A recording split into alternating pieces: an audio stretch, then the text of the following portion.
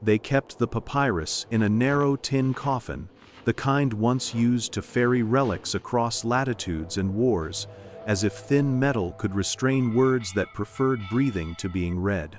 The tin was dull and pitted like a moon that had outlived its gods. A label in a meticulous, ecclesiastical hand called it Acre, c. 1191 Pilgrim Inventory, which was not a lie so much as a polite excuse. Under the tin, under the muslin, under the quiet, lay the true temper of the thing, a page that crackled faintly when the air in the archive changed, whispering the way dried laurel leaves whisper when you crush them for a stew. The papyrus had sailed from Levantine harbors where the cross was a banner and a password, where indulgences were ink the color of wine and war, where the trade in bones outran the trade in salt. Someone in Acre had written it in Coptic too clean for a novice, and Latin too weary for a scholar, which means it was likely written at night, and likely by a tired man who had learned that words must move as quickly as horses if they hoped to survive. When the custodians opened the tin for cataloging, not for faith, the papyrus released a smell that could have been frankincense or old blood, and there was argument even about that. One said resin, another said myrrh and iron. A third said silence has a smell if you leave it long enough. The page had a torn corner whose absence shaped a triangle like a small patient star. In the margins, a dusting of gold, real gold, ground to a fine tempera, had fused with vegetable fibers as if time itself were a binder. And at the center, in red that was still red after 8 centuries, a line of words you could hear if you let your eyes read them slowly. Indulgentia inversa. Inverse indulgence. The phrase should not have existed. The phrase did exist. Words were alive. It was not that the papyrus denied the possibility of grace. It accounted for it. It itemized it. It wrote grace as a ledger. It wrote a ledger like a map. On the left column, healings no physician would claim, victories no general would explain, small mercies a mother would not dare name aloud. On the right column, something stolen in the act of giving one memory, one color, one taste, one name. The script did not accuse. It balanced. A child that walked after 3 years of dragging one foot behind the other. A father whose fever broke at matins. At exactly the hour when the monks begin the invitatory. Venite. The wind rose on that morning, and the banners stuttered. The father lived. The ledger asked, in its steady red, which memory was subtracted that day, and from whom? What if every miracle demanded a debt? Why would they archive the debt but preach the gift? Who decides what a soul can afford? There was a drawing at the top, in a style that belonged to no school, yet belonged to all of them.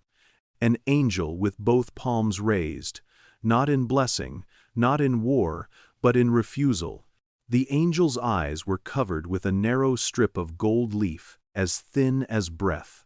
It shone even in the lamplight, that archivists called moonlight, because none of them had seen a moon in those rooms for 30 years.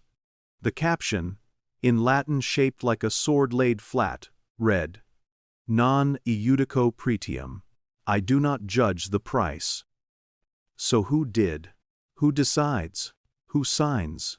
The elder custodian said gently, as if the page could bruise that the Crusades confounded accounts, that people returned from them with relics and debts and songs, that indulgences had grown out of the same root as penance, but learned to run faster.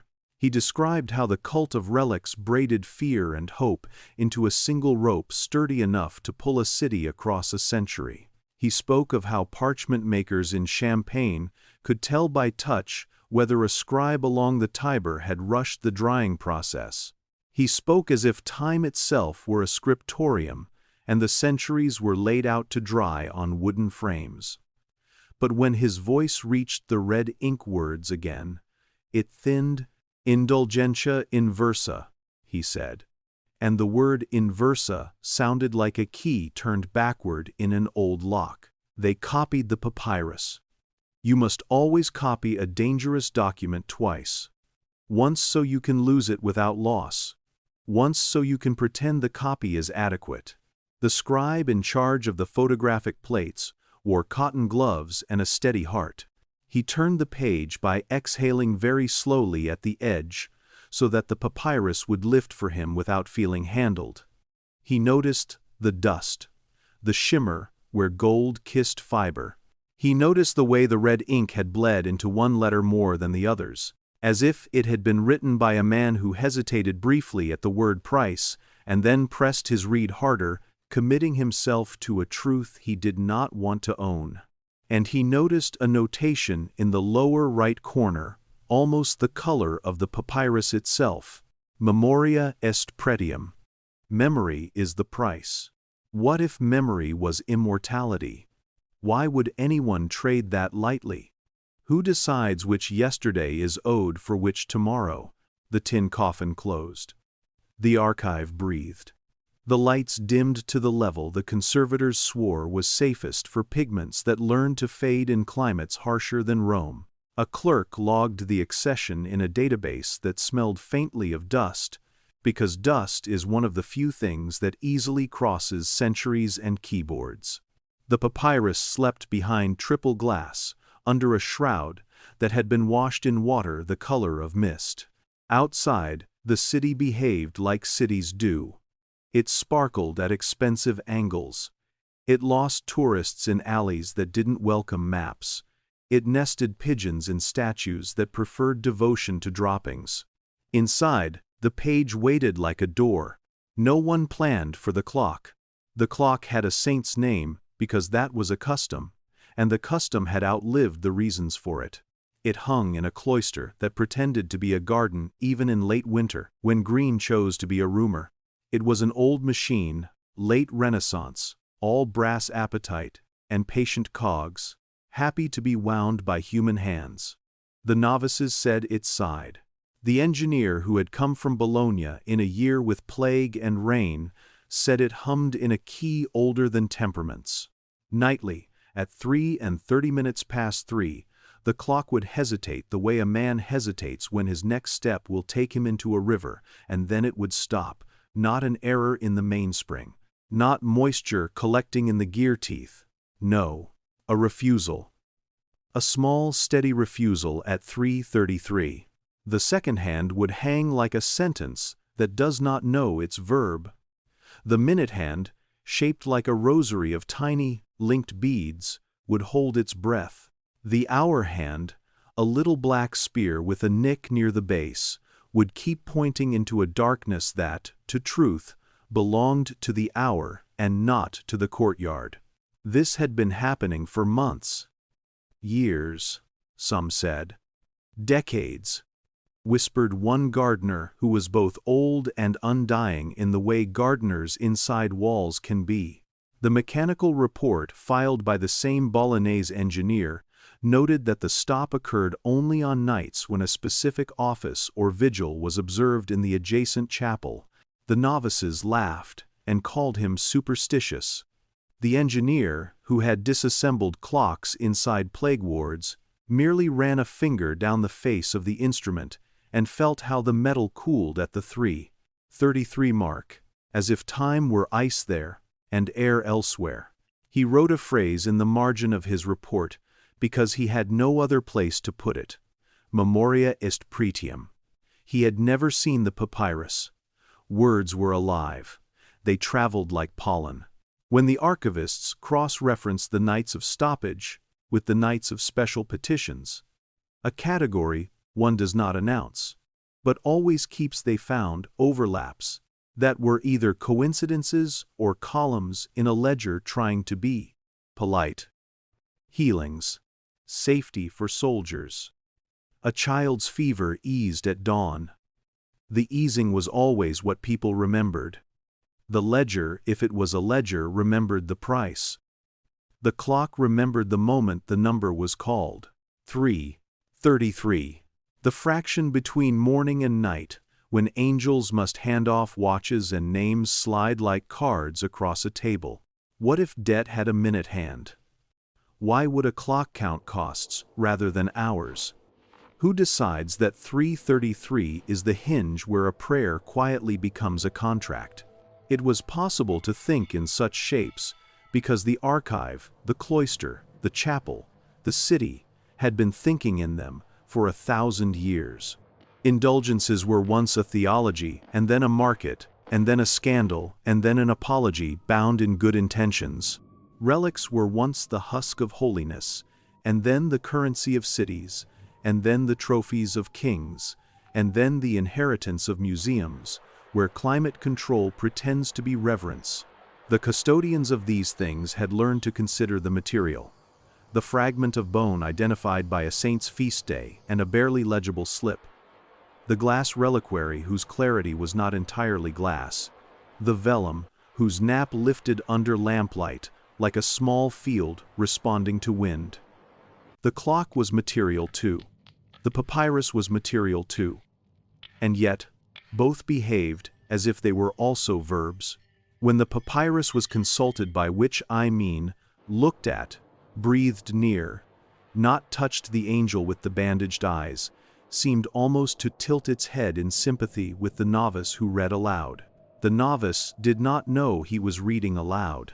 He had been told to read in silence, and he did, except that some silences know how to carry sound. Item. The novice intoned to himself, and to the wall, and to the air, a mother who held her son when he breathed, as if air had turned to pins. Item. A candle that grew taller instead of shorter during the night watch.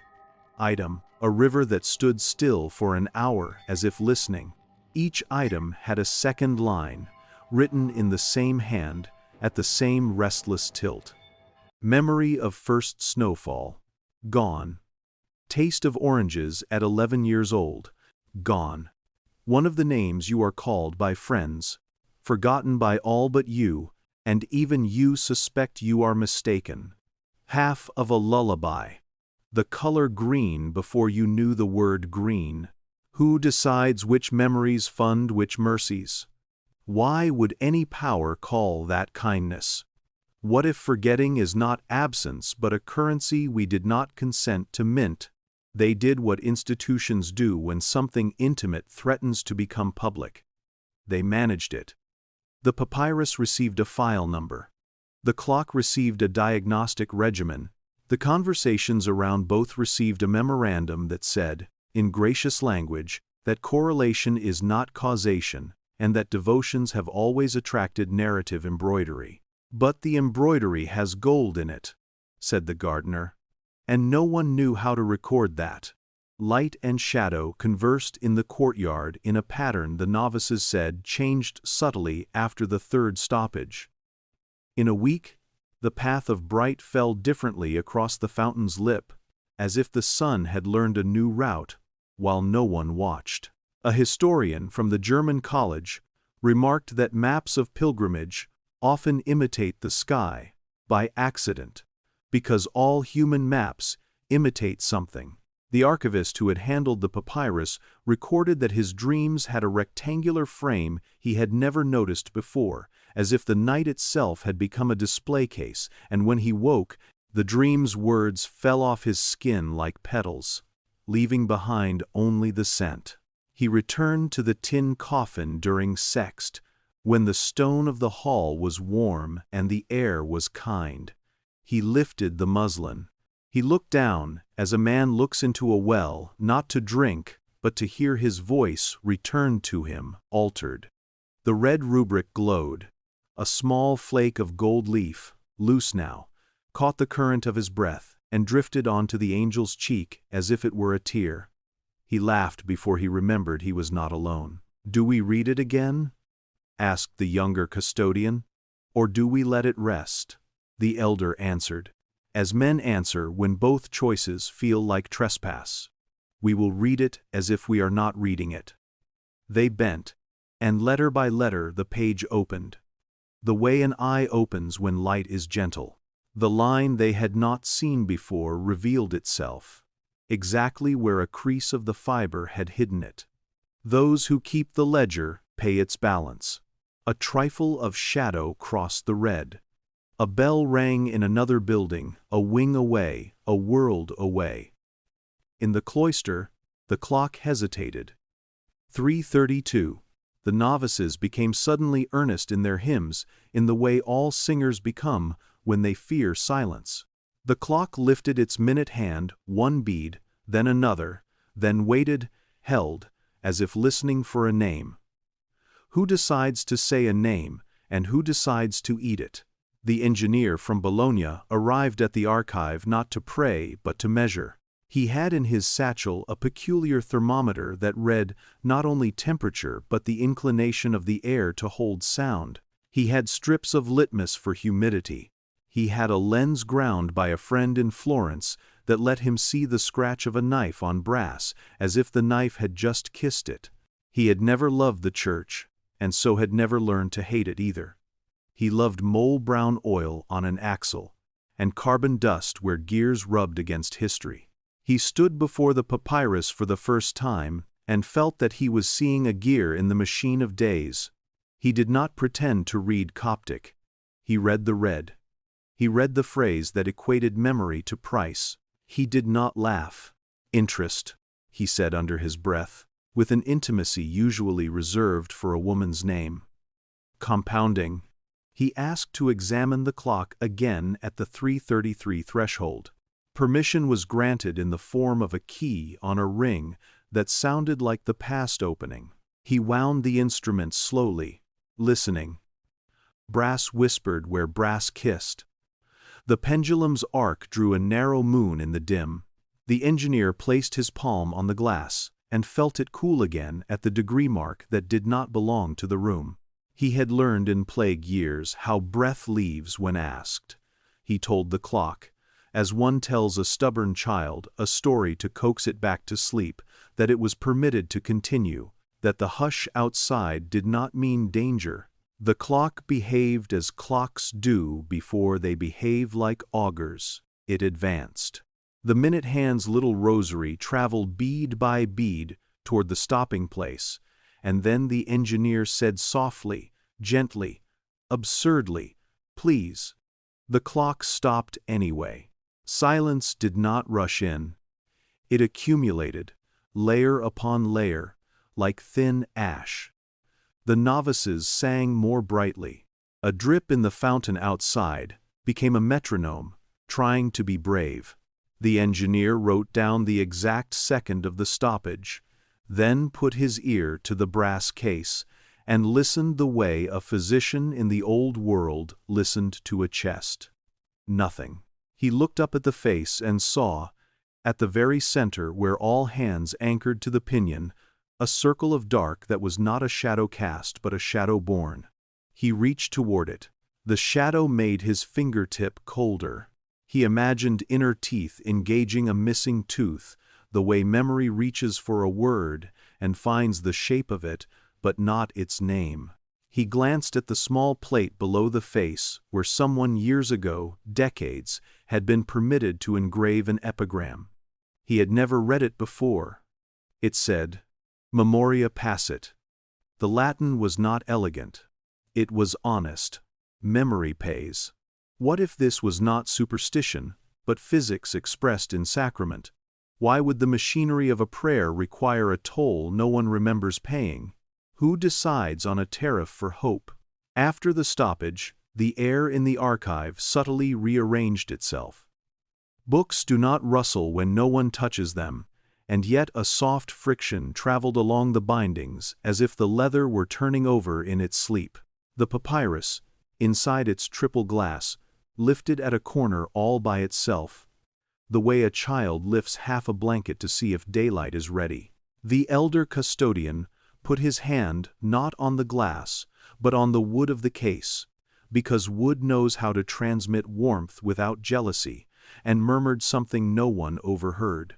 The younger custodian, meaning to record the time on his phone, and then ashamed of the modernity of that gesture, wrote it instead in the margins of a parchment inventory, with a pencil that tried not to squeak. The gardener, who watered the potted laurel near the one window that took pity at noon, stopped mid-pour. The laurel leaves, dry and green at once, smelled again like crushed liturgy. Light sketched a path across the floor that slightly missed its old route, as if the city outside had moved a few feet to the left. Where did the missing minutes go when the clock refused them? Who kept the ledger when the papyrus slept? Why would any church, any empire, any order, any household, any heart choose to write one column and hide the other? They argued not loudly, never loudly here, but with the energy of men who have learned that courtesy can carry knives. The German historian proposed that such documents proliferate at hinges in time. The end of crusading fervor, the beginning of accounting in souls, the hour when reliquaries became portfolios and blessings became numbers you could count. The Italian engineer proposed a humidity problem coupled with resonance from chanting and the cumulative friction of a misfiled gear tooth. The elder custodian proposed reverence in the only form he trusted. Careful handling, more layers of muslin, fewer eyes. The younger custodian proposed naming what they had already been calling it by habit: the Ledger of Miracles. The gardener proposed listening harder. Silence, he said, is also a voice. He rinsed the watering can as if preparing an instrument. They prepared an exhibit for no one. They prepared a ritual for themselves. They wore gloves. They read slowly. They did not move their lips because they were not children. They asked the right questions in the wrong rooms. What if debt is how the world counts love? Why would forgetting feel so much like mercy when it is something else? Who decides that a page may live here, and a clock must die nightly, and a man, long ago, writing by lamplight in Acre, must select the verb that sentences us all? On a Tuesday that had no intention of being different, the papyrus became lighter. The younger custodian noticed it when he lifted the muslin and felt his wrists rise too easily. He looked. The corner with the triangular absence had eaten a degree more papyrus, as if hunger had a geometry. He examined the glass. He examined his conscience. He examined the climate log. The figures were correct. The papyrus itself had moved inward, subtly. Words do not retreat except when they are called elsewhere. He wrote a note, neutral as weather. Microscopic loss at lower right margin. Pattern resembles breath. He did not write what he wanted to write. The page is exhaling names. That night the clock stopped for a full minute longer than it ever had. The novices stumbled, and then recovered, sweeping their chant higher. In the sweep, one name failed to arrive. It was a small absence, quickly covered. The engineer heard it, the way a watchmaker hears a missing tick. He wrote down, handshaking just enough to be honest, 3:33 to 3 hours 34 minutes and 12 seconds. A long price. The next morning, the papyrus exhibited a new line, faint as dawn, where there had not been a line. The ink was in the same red, but the hand was unfamiliar and yet familial, the way a son writes like a father without meaning to. It said, "Quis discernit? Who decides? Light and shadow negotiated above the case." The angle of bright on the elder's knuckles climbed like a patient idea. He thought of weddings where a name is given, and funerals where a name is spoken last. He thought of the Crusader who carried a splinter of wood, believing it to be a part of a cross, and the woman who touched it, believing herself healed of a grief that had made her speech slow as molasses. He thought how the market in holy things had often run ahead of holiness, how the Vatican had learned to keep what could not be displayed, how control is a virtue when it saves and a vice when it smothers, and how most institutions cannot tell the difference in the moment. He did not know what to do with the clock. He did not know what to do with the page. He closed his eyes and saw an angel touching its own eyes as if to reassure itself they were still covered. What if the ledger is not a book, but a habit? Why would a city built on memory fear the memory of its own arithmetic? Who decides when to stop pretending we cannot hear the sums being whispered? At vespers, the courtyard smelled faintly of rain, though no rain fell. The gardener, who knew the names of clouds and also the seasons of grief, said nothing. The engineer packed his instruments, leaving the lens, as if the lens might prefer to remain here. The German historian went to the chapel and placed his fingers on a marble pillar polished by centuries and felt the stone answer in a language. Stones use pressure, coolness, patience, sanction. The younger custodian placed a small square of blank parchment next to the case. Absurdly, shyly, the way one sets down an apple for a myth, and waited to see if the page would take anything in exchange for nothing. The elder custodian wrote a memorandum, which he then tore up and placed in a pocket, because it sounded like permission to lie graciously. Night opened its mouth. The clock made its laughable holy journey toward refusal. The air did not cool so much as contract, and in the contraction there was the sense of a hand closing. At 3:33, the minute hand halted with a poise that made the engineer forgive all enigmas. The novices finished their hymn and did not begin the next. The fountain counted. A pigeon, ridiculous and sacred as all pigeons are, lifted its foot and put it down as if stamping a seal. And in the archive, under the muslin that was now a veil and a curtain and a wing, the papyrus released a sound the younger custodian would one day describe as paper remembering water. He lifted the cloth. The red ink shone. The angel with the gold bandage did not move, and yet the room rearranged itself the way a crowd rearranges itself when a sovereign enters. Across the lower margin, in a hand that could have belonged to Acre or to Now, a new sentence had appeared, as if condensation had learned grammar. When a miracle is granted, a memory is taken from the place that fears it most. They stood there, 4 of them now custodians, engineer, historian, shaped like the points of a compass around an idea. The elder spoke first, because time had chosen him to go before. "The place that fears it most," he repeated. Shadow leaned, and light returned. The gardener, outside, listened to a plant breathe. The engineer felt the tick that was not a tick, and wrote nothing because some moments are not improved by ink. The German historian thought of maps that mirror the sky, and pilgrim roads that mirror desire, and institutions that mirror both out of an old habit. The younger custodian whispered, almost as if he were praying, "If memory was immortality, what did we just lose to keep us strangers tomorrow?" The question hung. The room became an ear. What if the price is always taken from the keeper? Why would those who ledger the world wake each morning slightly lighter, slightly dimmer, slightly less named? Who decides that secrecy pays the bill for mercy? At dawn, a hairline crack had written itself into the case's glass, curved like a catenary under invisible weight. No one had touched it. No one would admit to touching it. The crack arced around the scene like a parenthesis. The elder put his palm to the wood again. "We will move it deeper," he said. "We will move it where the light comes only as rumor." He meant safety. He meant care.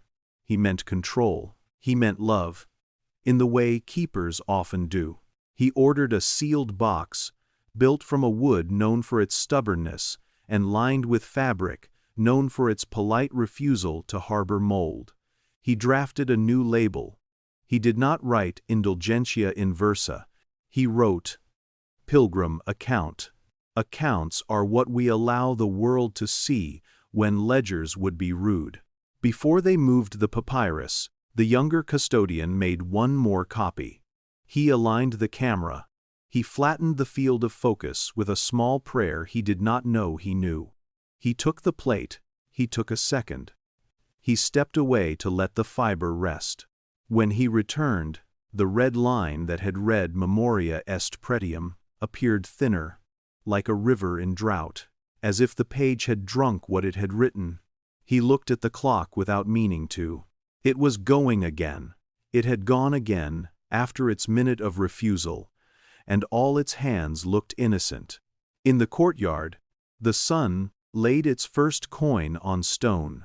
The gardener pinched a laurel leaf and rubbed it between fingers until it released the smell of ceremonies that have not yet occurred. "They will move the box," he told the plant. And the plant, which had learned the language of men through patient proximity, said nothing and everything at once. In the chapel, the novices rehearsed a hymn they had sung every week without accident. A single note, today, looked for home and did not find it. It wandered briefly, then accepted the refuge of a neighboring tone. The German historian opened a book he had always loved and forgot, for a heartbeat, the first line, then remembered it with such sudden sweetness that his eyes pricked. The engineer walked his palm across the clock's brass case, feeling for the heartbeat of machines, and found it, and loved it, and feared it in a way that surprised him. The papyrus went into the new coffin. The new coffin smelled of cedar and promises. The elder nodded. The younger signed. The engineer stepped back not because he believed in ritual but because the world does.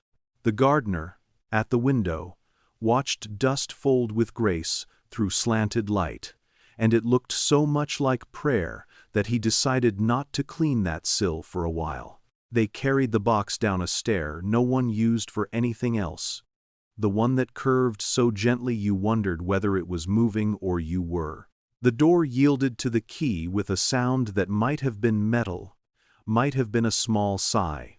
What if hiding is a kind of invocation? Why would we think the earth cannot hear us burying our doubts where we bury our treasures? Who decides that depth equals safety? In the deeper room, the lights know how to kneel. The air keeps its hands folded. The shelves have a posture. They set the box upon a resting table and stood in a circle, because there are few shapes a human group can manage, and the circle is easiest for peace. The elder reached for the lid. In the instant before his fingers found purchase, every man there felt a brief, thin loss. The way heat leaves a room when a window opens, the way a name leaves the mouth before the mouth knows it has spoken. They looked at each other without looking. The elder lifted. The muslin lifted. The glass lay where glass always lies. The papyrus lay under it. The red letters, which had earlier glowed, now looked as if they had passed a long night counting. The angel's bandage still shone. The gold leaf tear had dried at the cheek. A single flake held to fiber as if pressed by a thumb. Across the bottom margin where the new line had written itself, there was now only the faintest blush, like the breath left by a lover on a mirror. The sentence was gone. "Did you?" the younger began. "No," the elder said. "No," said the engineer. "No," said the historian, who had learned to be precise about negation. They were men who kept books. They were men who believed in versions. They were men who also believed, now, a little, in mouths that open without bodies. On the blank parchment square the younger had offered like fruit to a god, there was a faint indenting, letters without ink shaped by pressure alone. Who decides? They closed the lid. They sealed the box. The elder wrote a line in the register, the line that meant a consignment had occurred, that responsibility had been handed from one room to another, one pair of hands to other hands, one hour to a different hour. The ink dried quickly, as if impatient. The engineer returned to his clock. The historian to his books. The gardener to the plant that knew secrets of water. The younger custodian to the camera that made copies that were always less than the thing and always more than nothing. At 3:33 that afternoon, when the sun made a clean line on the cloister floor and the world practiced the art of being ordinary, The clock stopped again, for a wink, for a breath, for the time it takes a man to forget the date of his mother's birthday and then retrieve it from the shelf where panic and love keep their archives. The engineer did not log it. He let it pass, perhaps because he was tired of counting. Perhaps because some ledgers should fail. Perhaps because the papyrus had asked a question, and it was his turn to live in the answerless. What if the debt is not punishment, but a law written into the wood of the world? Why would the keepers be spared the keeping? Who decides when to name a fear, and what to do with it when it answers? Night came early in the deep room, early and gently, like an old nurse. The box sat among other boxes, each with its little history of dust and care. A spider meditated beneath the shelf, the way a scholar meditates beneath a thought too large to lift. The papyrus inside the coffin lay quiet. The red letters slept with one eye open. The angel with covered eyes did not need to see to watch. And in the quiet, a voice without sound wrote the question again. Not in ink, not in pressure, not in any medium the clerks could catalog. Who decides? The story did not end. It turned a page.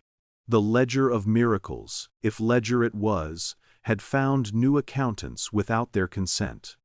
The clock had learned to stop not as disobedience, but as liturgy. The archive had learned that silence speaks, that shadow annotates. Outside, in a city that forgets on schedule, a woman paused in a doorway and tried to recall the tune her grandmother's hands used to make on a table after dinner. The tune would not come. A man across the world rolled out of bed painless for the first time in 6 months, and stood in his kitchen and cried, and did not know why. A boy learned a word for light he had not known, and lost his word for another light, but forgave the world for that exchange, because forgiveness is sometimes what the world asks instead of understanding. What if the miracle is that we keep asking? Why would we fear the price if the asking is what makes us human? Who decides, finally, if not the memory that refuses to die? The keepers turned their keys, the door closed, air settled, dust slept. Far above, in the cloister, the clock rehearsed its small refusal, as if practicing mercy. And in the cedar coffin, under muslin, under glass, under darkness, the papyrus lay like a narrow field after harvest, stubbled and patient, ready for weather, ready for spring, ready to be read again by those who cannot help themselves. It breathed the way old things breathe when they remember that to be kept is, for a while, to be believed in. And because the world loves its refrains, the words alive as ever whispered up through wood and stone and discipline, memoria est pretium. Memory is the price. They found the map in a drawer that insisted on remaining difficult, the kind that remembers every hand that ever tugged it and chooses, at the last inch, to resist. The drawer lived in a room whose ceiling had been repainted so many times. The paint itself formed a topography, a relief map of decisions to preserve, conceal, delay. On the drawer's label, written in a small, thrifty script, Itineraria Miscellanea XIII. Assorted pilgrim routes, 12th to 14th century. The word assorted has always been a disguise. Behind it, empire's nap. The map wore a skin of calf so thin you could feel the pulse of the calf that had been, if you allowed your conscience to travel backward. Along the edges, pinprick holes where it had once been stretched for illumination. The holes formed their own constellation, if you were wicked enough to look. The inks were certain about themselves. Iron gall for lines, lampblack for notes, and a blue so deep the novice who fetched the map whispered a small profanity before remembering where he stood. Lapis lazuli does that to the mouth. Afghanistan speaks softly through it. The blue was not generous. It did not spread beyond its stars. It held shape the way oath holders hold shape. The route from Rome to Jerusalem, from city to sea to shore to shrine, ran in a gentle red that knew how to twine around mountains and argue politely with deserts. Someone had added in the margin a note in a practiced Latin hand, iter cum caelo, walk with the sky. The German historian rested from his arguments and, sharpened by them, preferred to read maps with his fingers first, his eyes later, as if the world still needed Braille. He hovered above the hide, like a pilgrim hovering above a decision, and did not quite touch. He named, softly, the stations, the way the old named saints, Porto, Messina, Acre. Then he named stars, softly, the way sailors do when the sea has put down its noise. Spica, Regulus, Antares.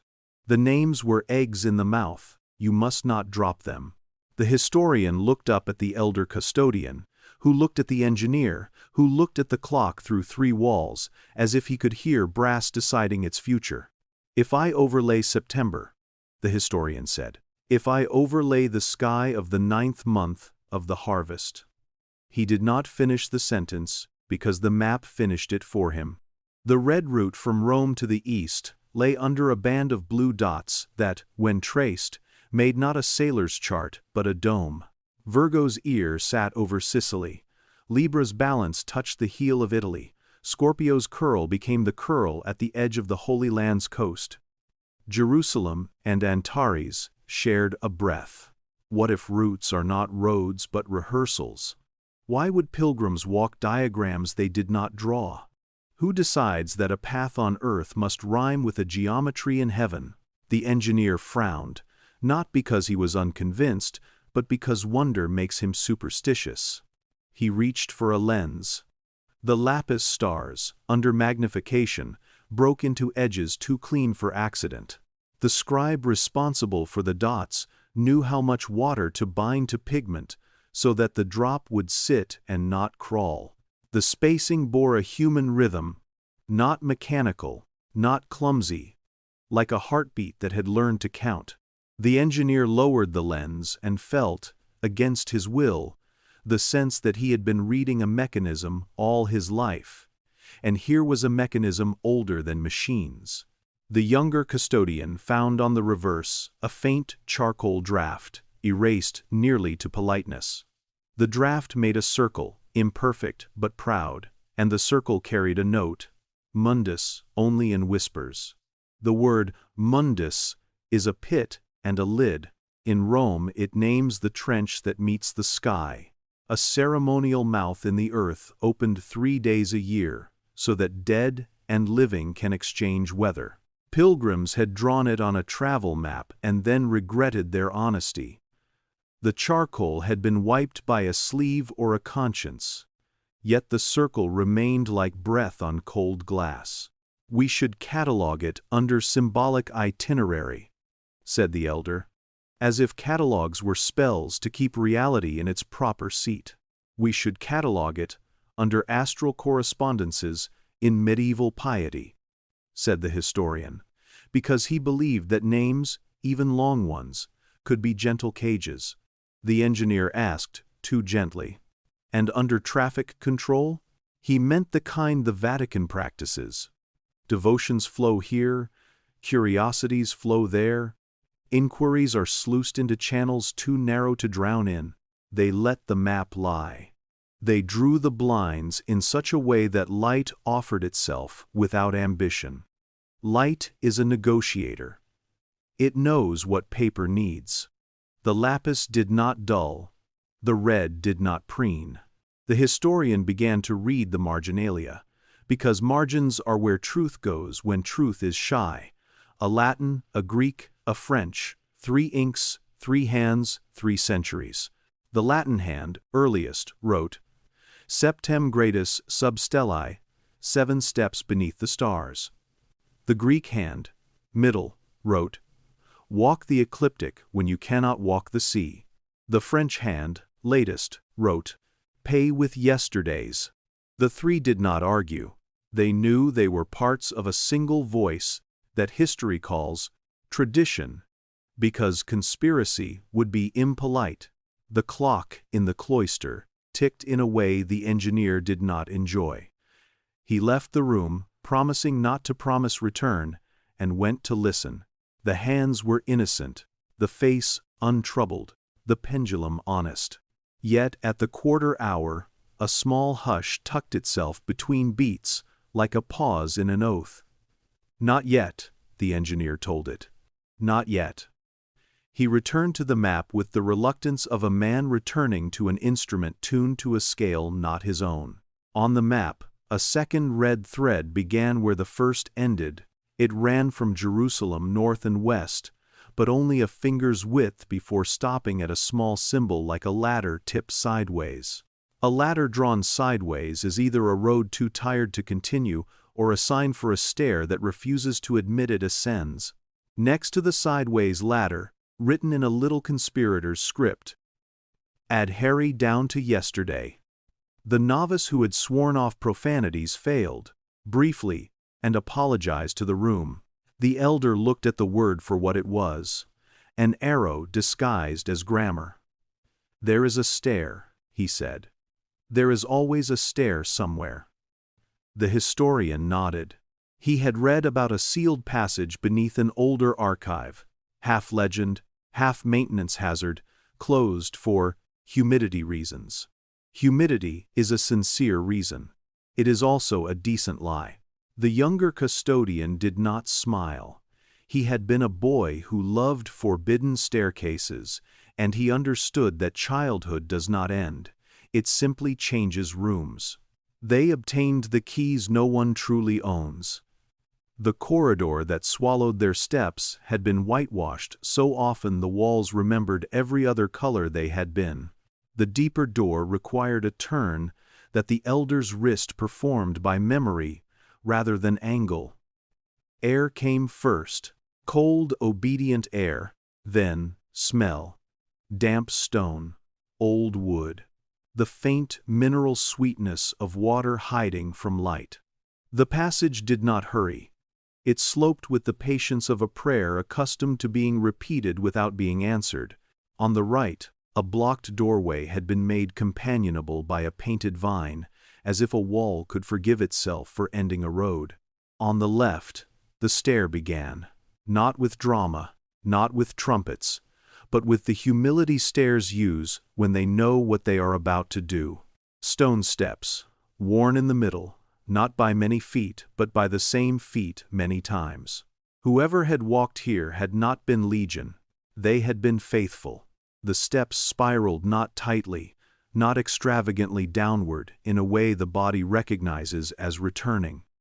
The engineer counted them because numbers soothe him. 12 and then a landing.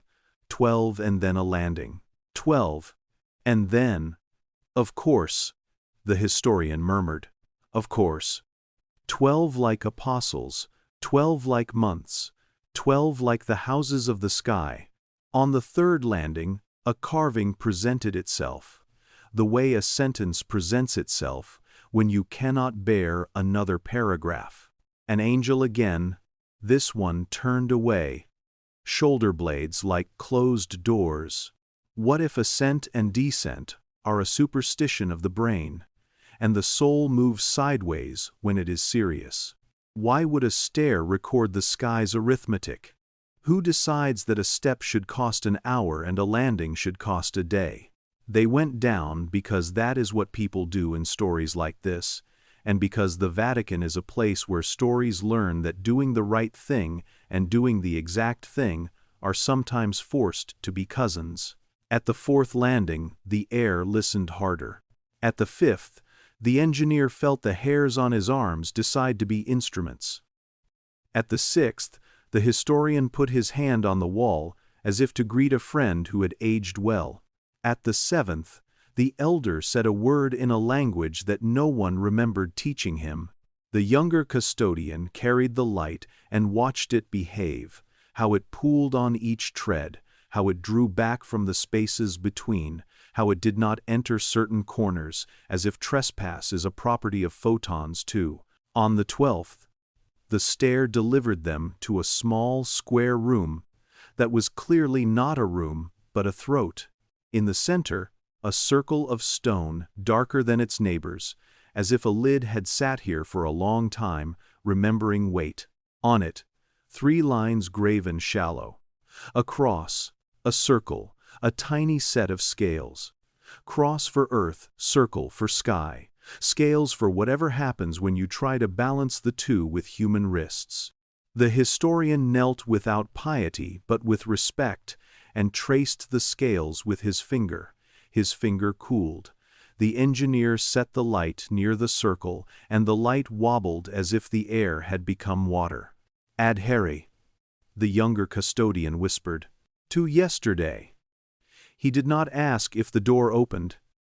He asked the door if it forgave. It did not open. It did not forgive. It did as doors do. It waited to become a story or a bench. The elder stood in the room and counted his own breathing. The room counted with him, 12 in, 12 out. The engineer bent his ear to the stone the way he had bent his ear to brass. He heard the long sound of nothing, and beneath that, the sound nothing makes when it considers being a word. He placed his palm on the center of the circle, and kept it there until his palm learned the pattern of the stone's patience. He removed it, and left behind the print of living heat. The print faded quickly, the way footprints do in certain deserts and in certain lives. Who decides which yesterdays deserve doors? Why would a church keep a throat beneath its tongue? What if time, too, is a relic handled only with gloves, displayed only on feast days, Lent never? They climbed back up because you cannot live in the throat of a building unless you belong to its language. At each landing, the light changed by a degree. At each turn, the stair recorded the angle of their intention. When they reached the corridor, the oldest of the 3 lamps failed and then recovered in embarrassment. The younger custodian looked back once and saw, or thought he saw, a pale human figure on the 7th landing, coiffed not by hair but by dust, lifting a finger to lips in the universal sign for hush. He did not share that. He preferred the company of his own question. Who decides? Back in the room with the map, the lapis stars had slightly altered themselves, or the eyes had. Virgo's ear had traveled a hair's breadth nearer Sicily. Libra's arm had shrugged. The red root's line, innocent red, had not moved, and yet belonged to a different sentence. The historian compared photographs that had never been taken. The engineer set his lens and measured again the edges of dots. Humidity, said the elder, which is the word museums use when they do not wish to say breath. The younger custodian, whose dreams had worn rectangular frames for days now, bent his face close enough to hear pigment, which is dangerous. Pigment knows secrets about light. Something under the blue was unset.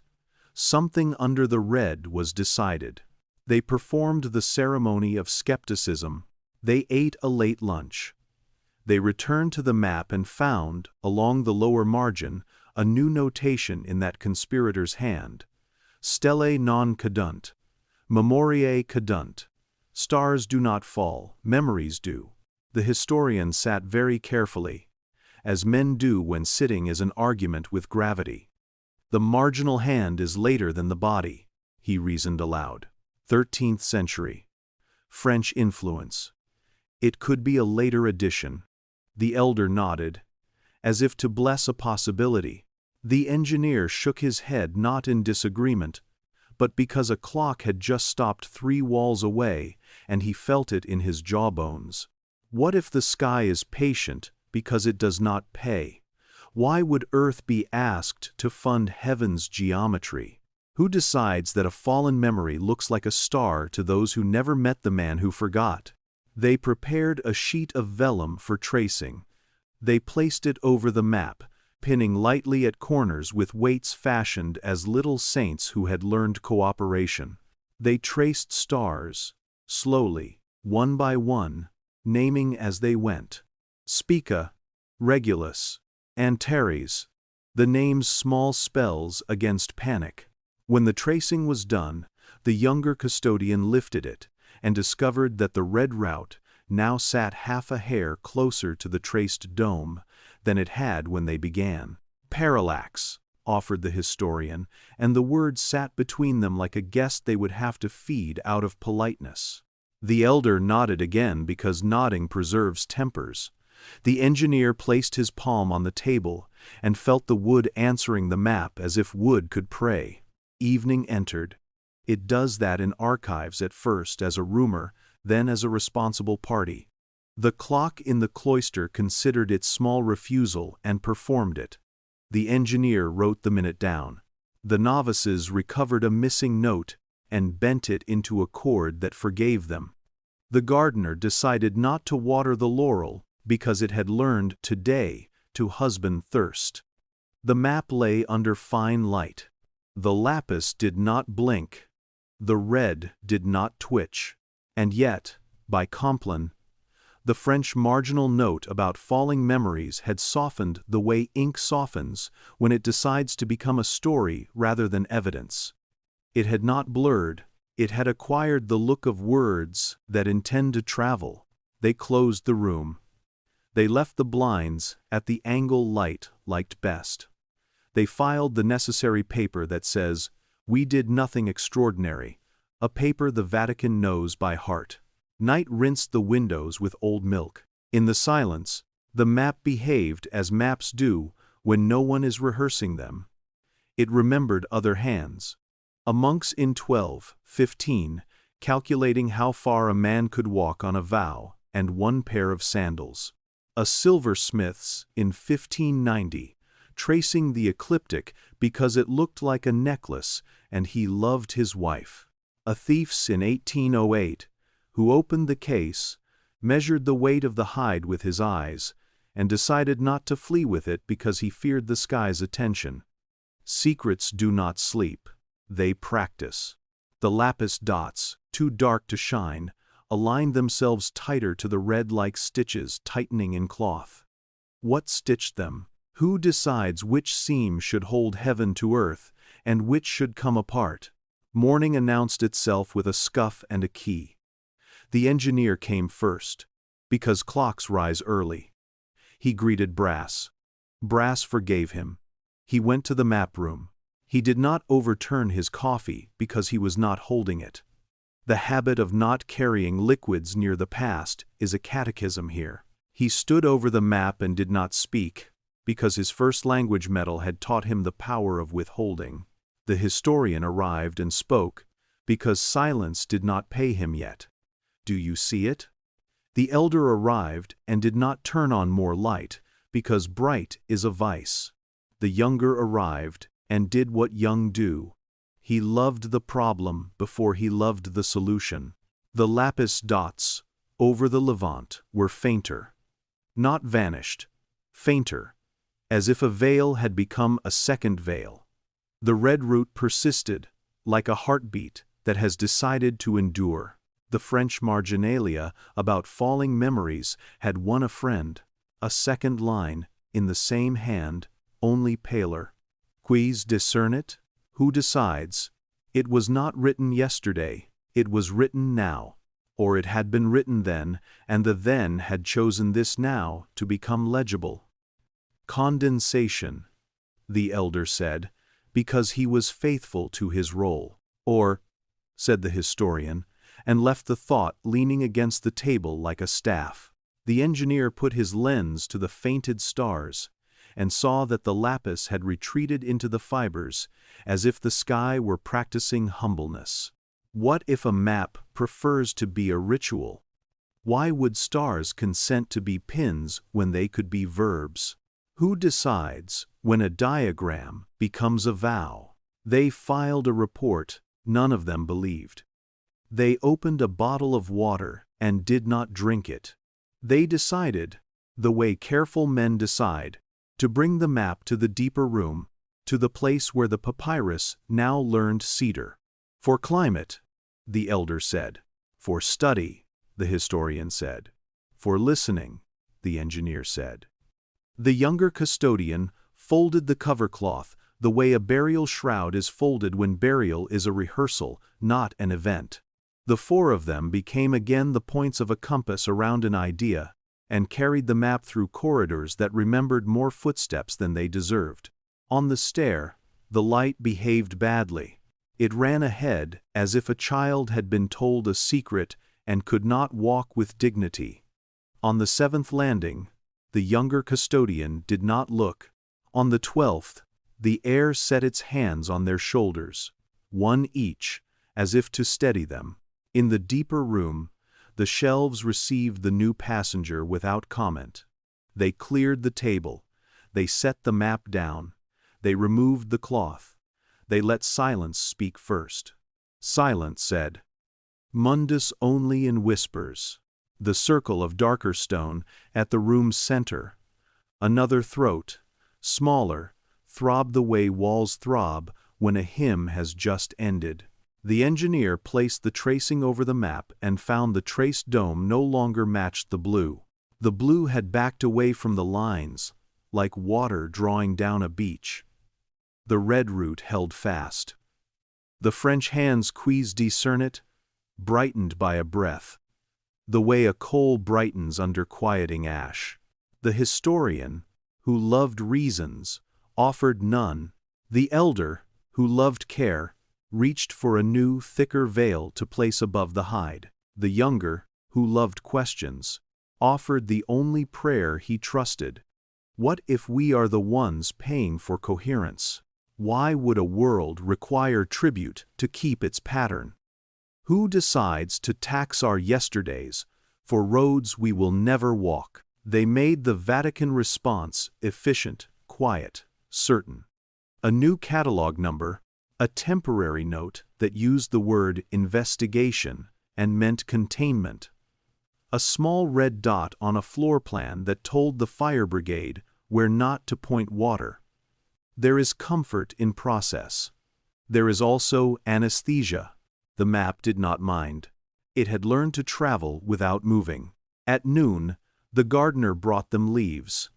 He did this sometimes. Laurel, olive, a sprig of rosemary that smelled like kitchens and funerals. He set them on the deep room table as if to invite the map to remember that earth is not simply a surface but a soul. "You are kind," the elder said. "I am bored," the gardener corrected gently, which is how love often is. The leaves remembered Sunday, the lapis remembered cave, the red remembered hand. The engineer, ridiculous and tender, held rosemary to his nose and thought of an afternoon no ledger could record when his mother had hummed nonsense while mending. He set the sprig down as if it were a witness. The map's fainting stars fainted further. They were not gone. They had moved into the paper's memory. The red root, stubborn, looked redder for their retreat. "The path remains," the historian said. "The sky pays." He listened to the shape of his sentence and disliked it. "No," he corrected. "The path is how we spend." The elder wanted to argue and could not. The engineer traced the red, with his finger held an inch above, so as not to touch, and felt heat that was either his own skin or the map practicing being a stove. He withdrew his hand and watched a small eddy of dust, no one knows from where, curl, like a dotted line toward Jerusalem, and stop. What if maps also pray? Why would prayer be a geometry before it is a request? Who decides the exchange rate between a star and a footstep? The disappearance chose the hour between office and office, the slot in the day where duties change clothes. The younger custodian, keeping a log that had become a diary against orders, had just written light agreeable, humidity modest. When the lapis dots over the levant paled to the color of what you see after closing your eyes too long. Not blank, the color of the afterimage of truth. He blinked. He did not call the others. He did not wish to frighten the room. He placed the tracing once more over the map, and saw that the traced dome now floated above the red, like a memory trying to be believed. He removed the tracing and leaned in until the hide made his breath bounce back. Along the bottom margin, where the conspirator's hand had always liked to sit, another line appeared, surfacing as if the fiber had been waiting for the right tide. Ambulate stellas, solvitus Harry. Walk the stars, pay with yesterday. He did not write it down, he said it aloud. The room heard him and did not issue an opinion. The engineer arrived, smelling like brass and rosemary. The historian arrived with eyes already defensive. The elder arrived with a thicker veil and a thinner patience. The younger pointed. 3 men bent the compass again, the ritual again, and read the sentence together, which is the closest thing to belief science will tolerate in certain buildings. No further display, the elder said, which meant, I am frightened. 1 more hour, the historian bargained, which meant, I am greedy. Let it speak, the engineer whispered, which meant, I am a fool with an ear. The clock upstairs chose that moment to practice refusal for longer than usual. The novices sang into the hole. The gardener, who had gone to cut basil for no recipe at all, stood very still and listened to a note above human range that no one else heard. Down below, the faint stars dissolved into the paper so completely that only a blue memory remained, a stain of sky after rain. The red rout sat alone on the field like a law. The French hands quist discern it, burned briefly, and then cooled, like a martyr who decided to live. The engineer swore, softly and beautifully, in dialect. The elder put his hand to wood. The historian removed his glasses not to polish them, but because nakedness felt appropriate. What if disappearance is a confession? Why would a map remove heaven from earth, unless heaven had somewhere else to be? Who decides that we have seen enough? They did what the Vatican does when gears grind against ghost. They moved the object and removed the air. The map was placed under a domed glass whose edge kissed the stone circle at the room's center, the circle that pretended not to be a mundus. The elder wrapped the veil once, twice, with a gesture that had dressed saints and criminals. The historian signed a temporary withdrawal in a hand steadier than his breath. The engineer checked seals and then looked at the circle again, wondering if the world itself, in certain rooms, wishes to speak and requires some weight to press its words into time. Before the veil fell, the younger custodian allowed himself one last theft. He bent low and in English, because this story had promised itself to English, American ears, and European ones. Sleeping ones. He murmured, what if we are the map, and the sky is the reader? He did not expect an answer. He received one anyway. The way men receive answers they pretend to ignore. A sentence on the margin that had not been there and now was. Not French, not Latin, not Greek. A hand that belonged to no century. Words were alive. Memory was immortality. The sentence did not ask. It told. It told. And in the telling, it took something small from each of the 4 who watched. They stood and felt a subtraction so light a less honest man would call it poetic. The elder thought of a corridor in childhood where sun made a gold river on tile. He could see the tile, he could not feel the warmth. The historian forgot the name of a minor saint whose feast day he alone remembered, and then the name returned with a limp. The engineer could not recall, for one long heartbeat, the exact pitch at which this clock refused. When it returned, the pitch was a shade to the left of trust. The younger custodian lost a scrap of a lullaby his grandmother had hummed, the tiny fall at the end of the line. Only the line's outline remained, and even that felt borrowed. Who decides which crumbs pay for which loaves? Why would tribute come not in coins, but in the small change of the self? What if the price is always collected from those who dare to watch? They veiled the map. They sealed the dome. They wrote the report. They prayed the non-praying prayers of professionals. Please let this hold. Upstairs, the clock restarted, ashamed of its performance. The novices concluded a hymn to an ending they had not expected. The gardener tucked basil behind his ear, because sometimes green needs a companion. The deep room closed one eye. The other remained open. Later, when the elder sat with the register on his lap, the way fathers sit with sleeping infants, he allowed himself a heresy as thin as paper. He imagined the pilgrim who had first drawn the red, the careful hand tracing the path, not across land, but across the posture of his own hope. He imagined the moment the pilgrim learned that his road rhymed with the sky, and understood not with fear, not with joy, but with that third feeling older than both, that the world was balanced by exchanges he would never be asked to audit. He imagined the pilgrim arriving somewhere that was not Jerusalem, and learning that arrival and understanding prefer different maps. What if the great fear of those who keep maps is not that the sky will fall, but that it will continue weaving, aligning, outlasting our filing systems? Why would we paper the world if not to pretend we choose where paths begin? Who decides, finally, which line is pilgrimage and which is spell? The room did not answer. Rooms seldom do when you want them to. The map breathed under glass, veins of hide lifting in imperceptible tides. The blue of far mountains sunk now into fiber like a lesson the body refuses to forget. The red root shone steadily, modestly, like a pulse on a wrist when the physician has found it at last. Somewhere, under steps that imagined themselves neutral, a stone circle waited for a lid to be lifted and for a question to be asked in a voice patient enough to hear no. The clock rehearsed its refusal. The laurel slept with its leaves, arranged like a book that chooses its own chapter.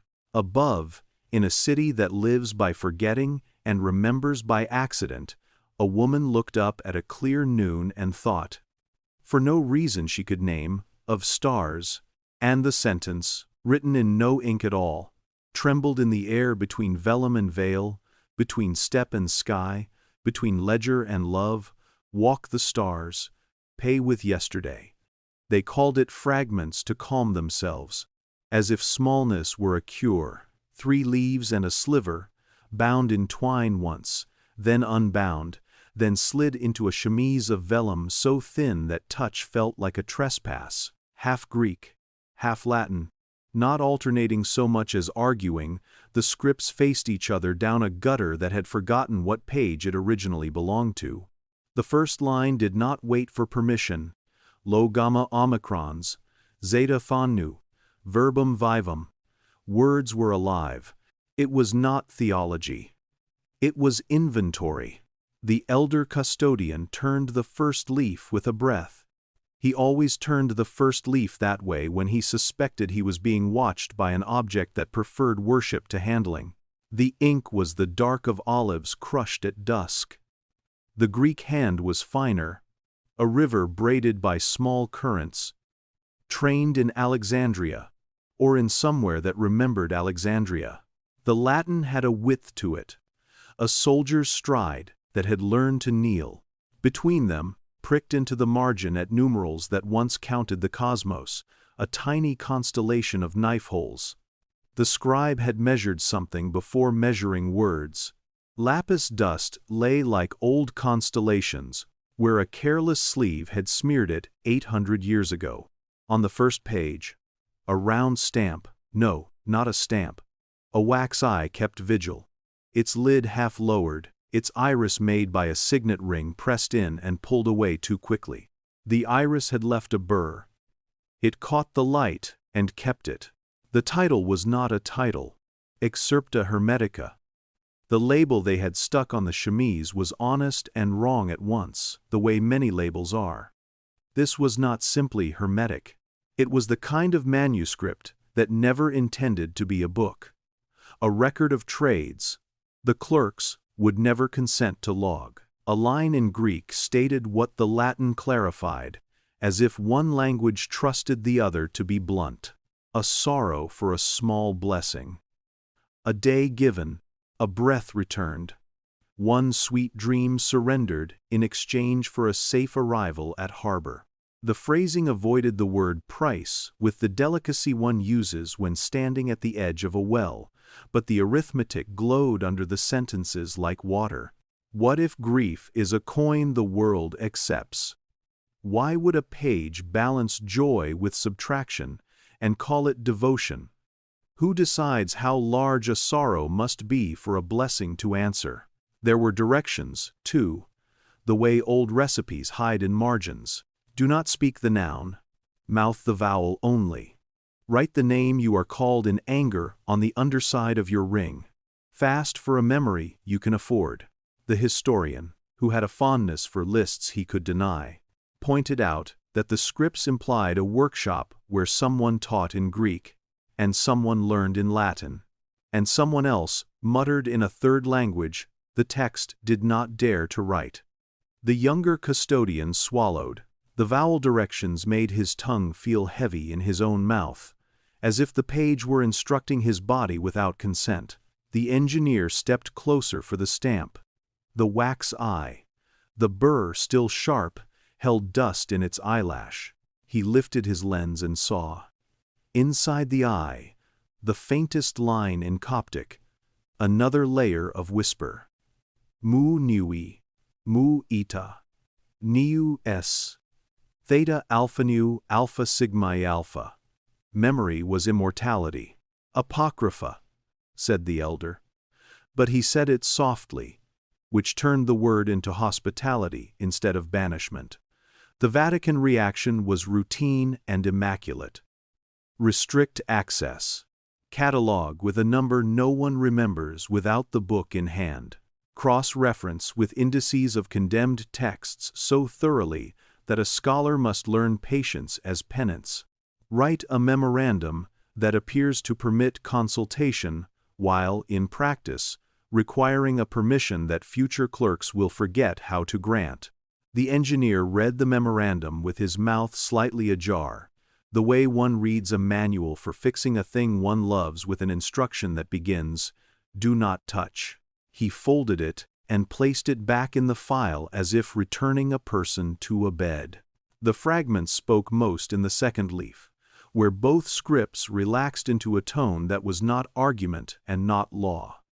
A ritual was outlined there, in little steps that did not look like steps.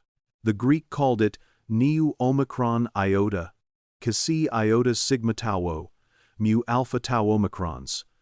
Opening of the mouth. As if the mouth in question were not human.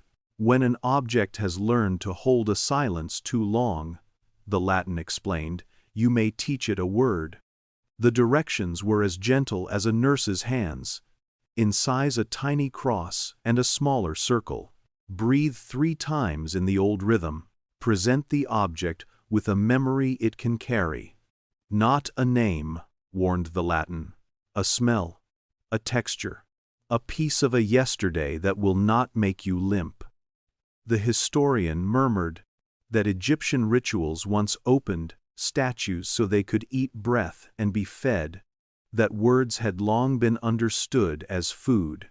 The elder, who could acknowledge heathen ancestors without confessing them, nodded. The younger custodian pressed his lips together so as not to be taught. Words were alive. Words ate.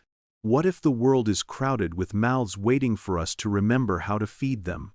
Why would a reliquary grow quiet, if not from hunger? Who decides which yesterday is safe to offer?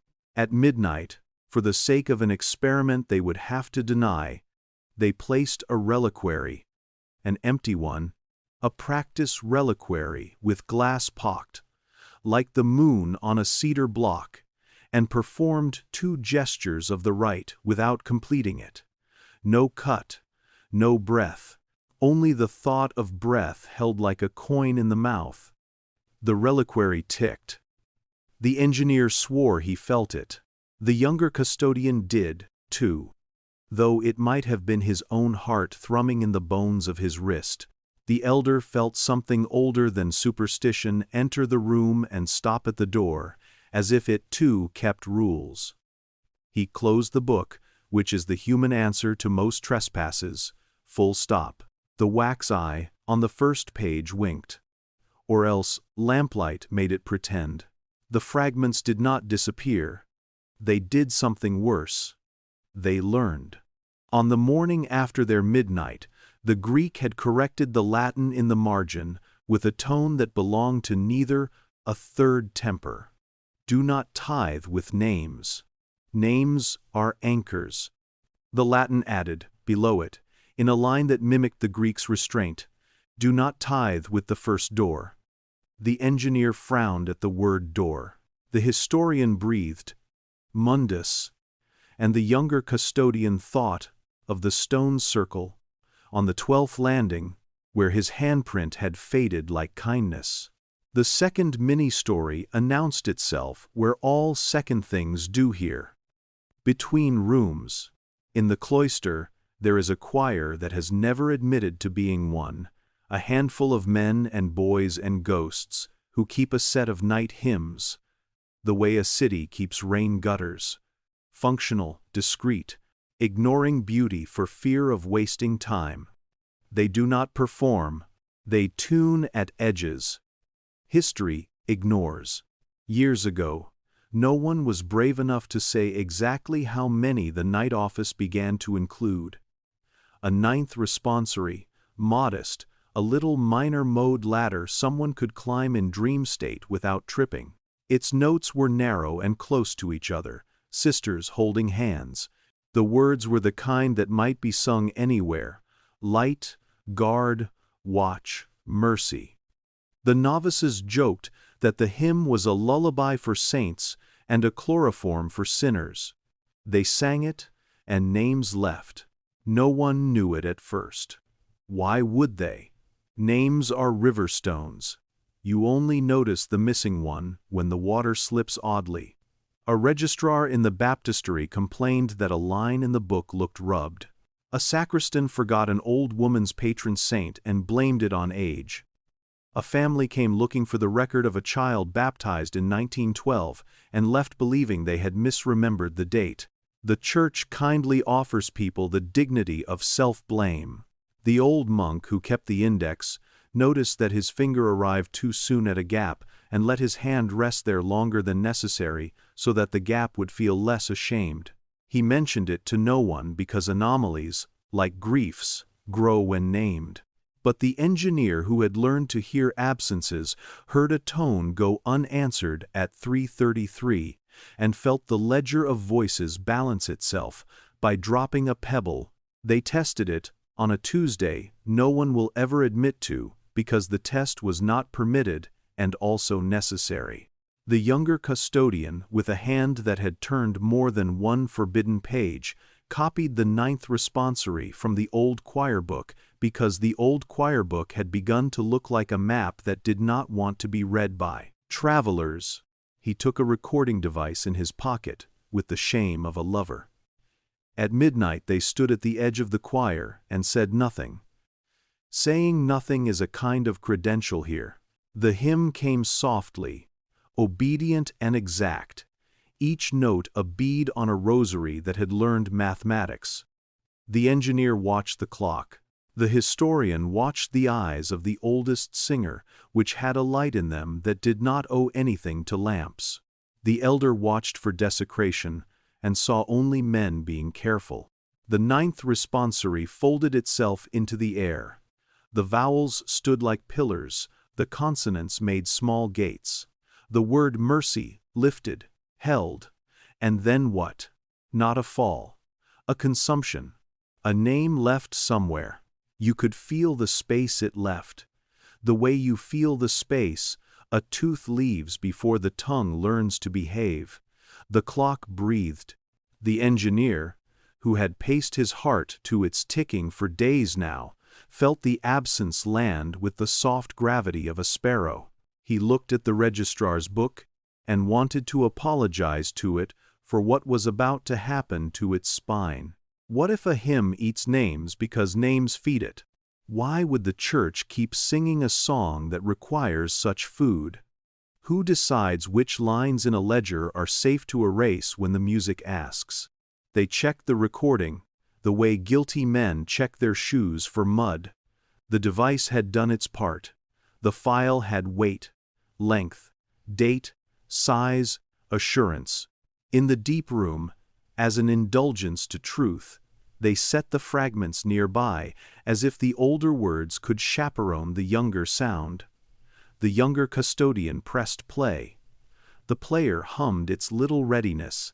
Silence arrived, and sat on the first chair. Nothing else came. The file's counter began to count seconds as if that were enough. The engineer's face made an angle anger often makes in Turin.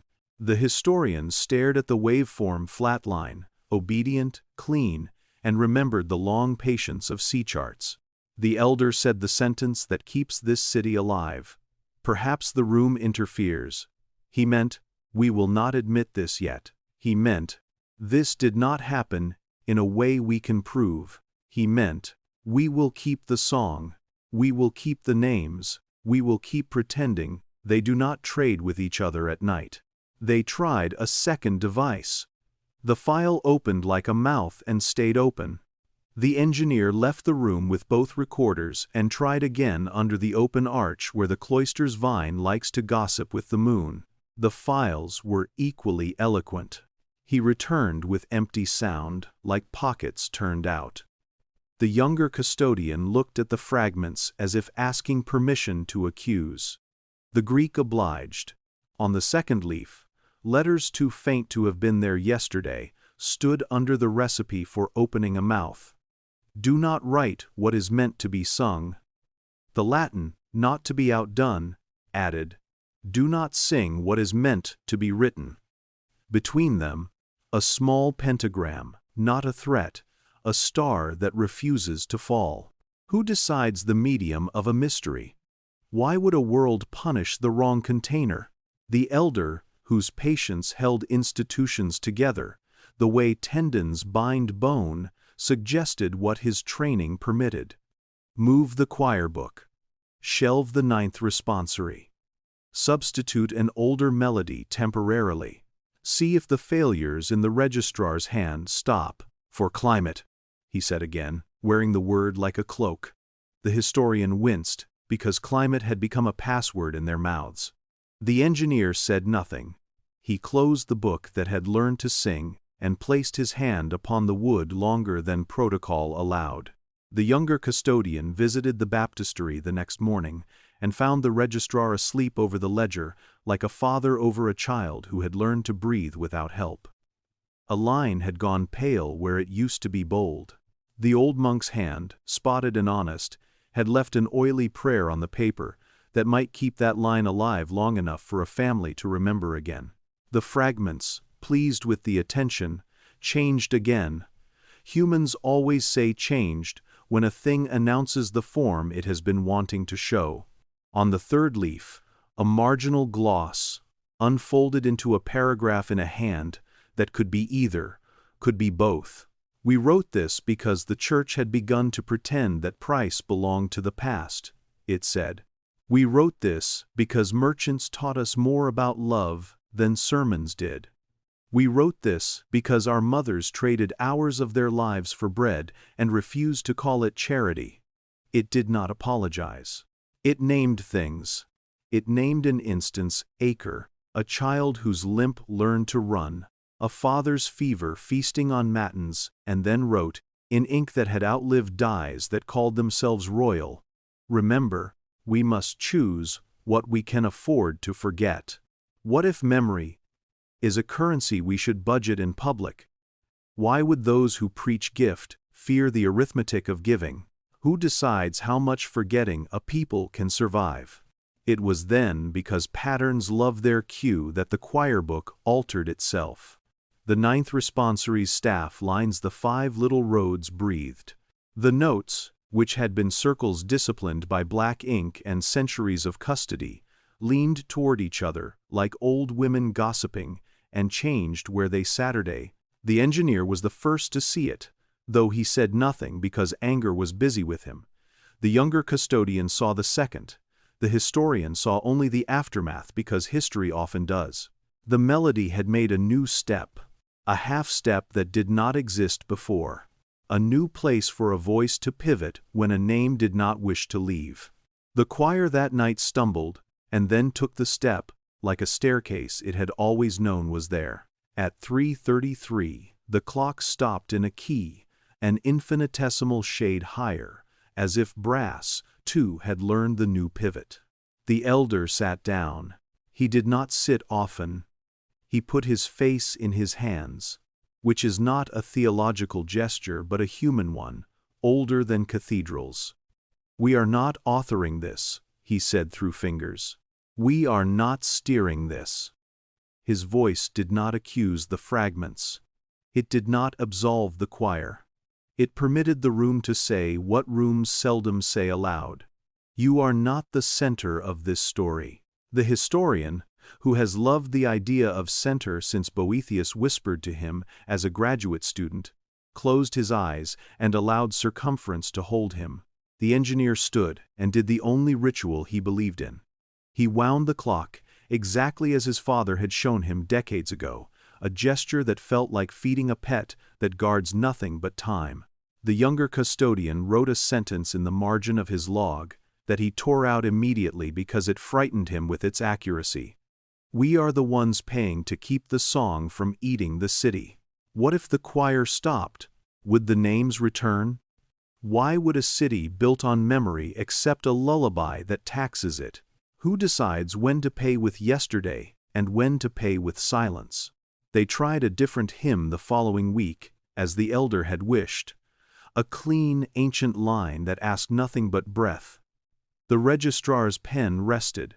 The ledger held its letters as if hugging them. The night felt less hungry. But in the deep room, the fragments paled, their ink going the way starlight goes at dawn, not gone, merely farther. The Greek, insulted, retracted a line. The Latin removed the instruction about rings. The wax eye clouded with a sulk. The engineer watched the clock contentedly, and then, at 3:33, heard a small sound like a question changing its mind.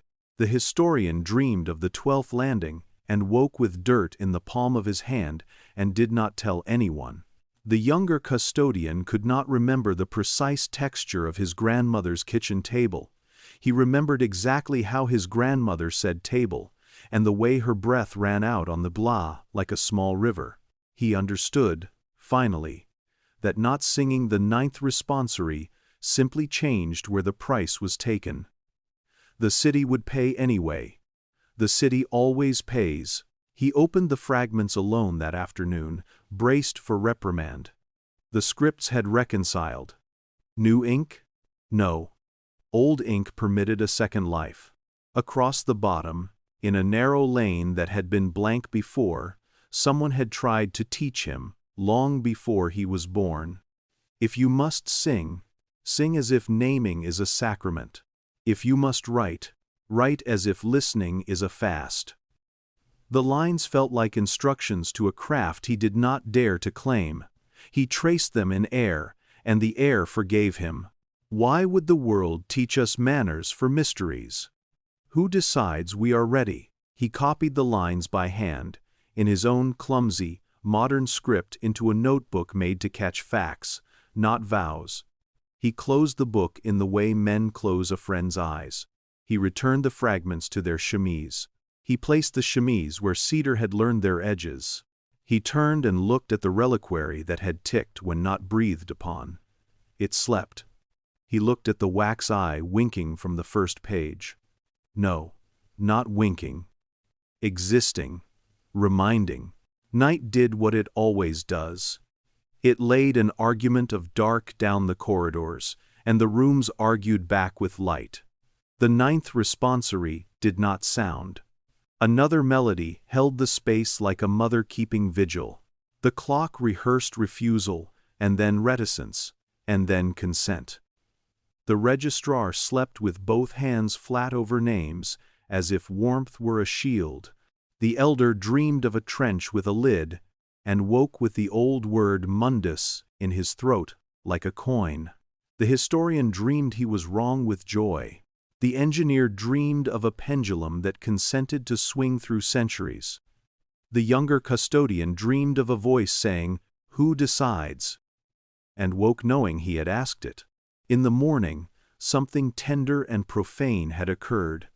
The fragments smelled like rosemary. The Greek line about sorrow and small blessings had acquired at its tail a dot shaped like a teardrop. The Latin had straightened a sloppy ligature as if embarrassed. On the inside of the chemise, where no scribe would waste ink, someone had written in a very small hand, smaller than sanity permits, "Memoria est pretium." It was the same sentence that haunted the papyrus and the clock and the map. It had learned to write itself where it pleased. Words were alive. Memory was immortality. The gospel of the sorcerer, which had never asked to be called gospel, refused dogma with the courtesy of a bow, and then, in a spirit of compromise, offered one. Do not take what you cannot sing back.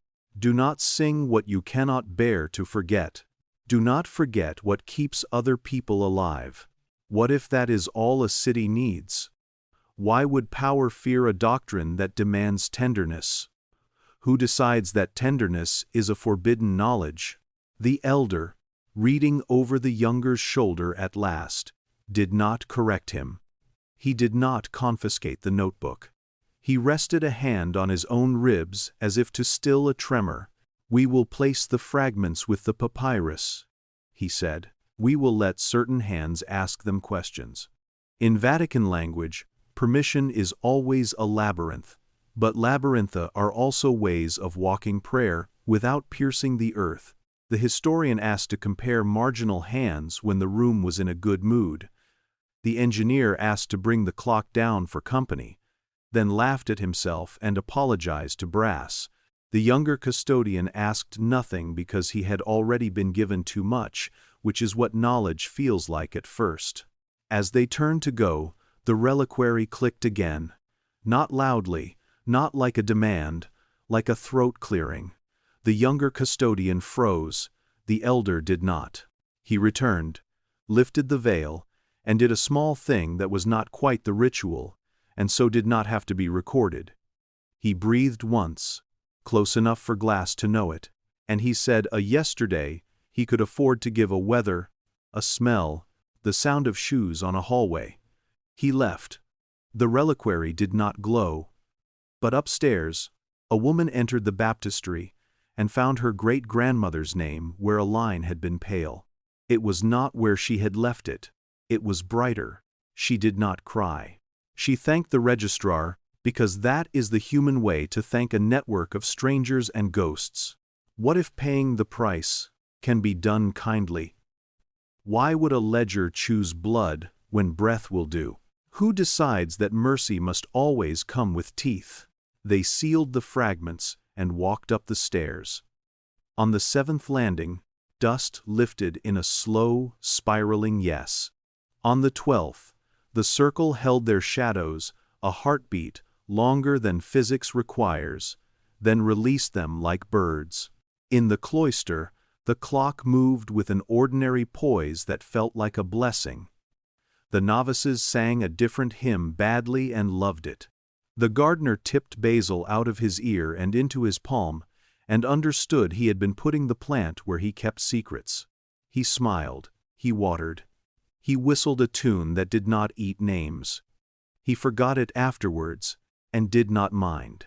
And beneath the cedar in the deep room, where light taught itself to speak in murmurs, the fragments rested with their new manners.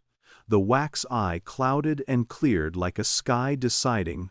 The Greek and Latin nested like two old languages that had stopped pretending they were enemies. On a space too narrow for proclamation, a sentence widened imperceptibly, as if stretch were a sacrament. We write for those who will sleep and wake and remember. A little, which is enough. What if enough is the only miracle that doesn't demand a debt? Why would we fear it? Who decides? It began with iron that pretended to be humble. A seal kept in a drawer that required 2 keys, not for security so much as for choreography, lay on a cushion the color of old wine. The cushion knew more ceremonies than most men. The seal was circular but not quite. A slight oval, as if pressed while still warm by a hand that could not bear to wait. Around its rim, wings met and were tied together by a braided band. The knot worked with the delicacy of someone who had learned compassion as a craft and punishment as a job. Between the wings, in letters a smith had cut with piety and fatigue, were 2 words: Quis discernit? Who decides? The elder custodian lifted the seal with a respect he did not show relics that demanded adoration. He liked tools. Tools ask for hands and give labor back as meaning. This one weighed as much as an apple amounts to in the palm. A roundness, a promise, a temptation to bite. The iron was clean, oiled with something that smelled faintly of frankincense in kitchens. At the center of the face lay a cross so small it could have been forgettable, except that it was surrounded by a circle minutely notched. Cross and circle. Earth and sky, body and breath, name and silence, tied where ritual prefers to knot. The Greek fragments had taught the gesture, and the Latin had annotated it, and the chemized sliver had warned that mouths do not open without becoming hungry. The het nu omicron, iota Xi iota, sigma tau mu, alpha tau omicrons. The opening of the mouth of statues, of boxes, of books that have learned stubbornness. When an object has learned to hold a silence too long, the Latin said, you may teach it a word by giving it a yesterday you can afford. The historian repeated that sentence like a penance until it blurred, the way a saint's face blurs in a church too loved. What if the world is crowded with mouths waiting at the edges of things? Why would silence need teaching like a child? Who decides which yesterday is safe to spend? They rehearsed, without daring to name it, rehearsal. The reliquary chosen for kindness was not empty, a few grains of dust only, labeled os unknown, with a hand so careful the letters looked almost afraid. Glass pocked from centuries of breath made the reliquary look like a tiny firmament. The engineer set it on the cedar block they had learned to trust. The younger custodian placed the iron seal beside it. The wings bound face up, the question carved into the metal, asking without sound. The elder laid the fragments open to the page, where the ritual steps refused to call themselves steps. The historian stood at a respectful distance, remembering that proximity is a kind of participation even when you promise not to touch. They did not cut. They traced. The seal's rim, kissed to the glass, left no mark. Ritual does not always require dent or ink. The elder breathed. Once, twice, thrice. The old rhythm that fits between heartbeats, as a thread fits the eye of a needle when the light is gentle. The younger custodian thought a memory aloud only in his chest. The smell of a storm on soil just beyond a stone wall. The grit on teeth after laughing in the wind. The engineer closed his eyes, because ears do better work when sight is employed elsewhere. Something answered that was not sound. The reliquary shivered in place the way a lake answers a thrown pebble long after the pebble has taken its vow. The glass filmed briefly, as if a word had fogged it from within. The engineer placed his palm near, without resting it on the dome. His skin cooled. The younger custodian swallowed, the reflex of a body that has witnessed speech and wishes to imitate it. The elder did what elders do in the presence of something that refuses his categories. He made it smaller by naming it response. What if the mouth opened is not the reliquaries but the room's? Why would stone need a word to remember it is earth? Who decides when breath becomes consent? They stopped before the trade could finish. Mercy is often a matter of restraint. The elder lifted the seal away. The engineer withdrew his hand. The younger custodian held his yesterday like a coin he had decided not to spend. The reliquary offended, grateful, tick-ticked once, twice, like a clock embarrassed to be caught, praying, and then settled. The fragment's wax eye clouded and cleared, the way a pupil performs when light renegotiates. After. The Vatican response came with the elegance of a polished hinge. The iron seal was transferred to a case that traveled only with signatures. A small card in authoritative italics explained that the object's liturgical function was historical, which is the Church's way of saying, "For now, let us sleep." Access was graciously restricted. Notes about conservation concerns multiplied faster than dust. The elder signed with a hand that knew when protection and control share a face. The historian sent a private message into the ether of academia. Not a signal flare, more of a scented letter. The engineer requested instruments he did not expect to receive.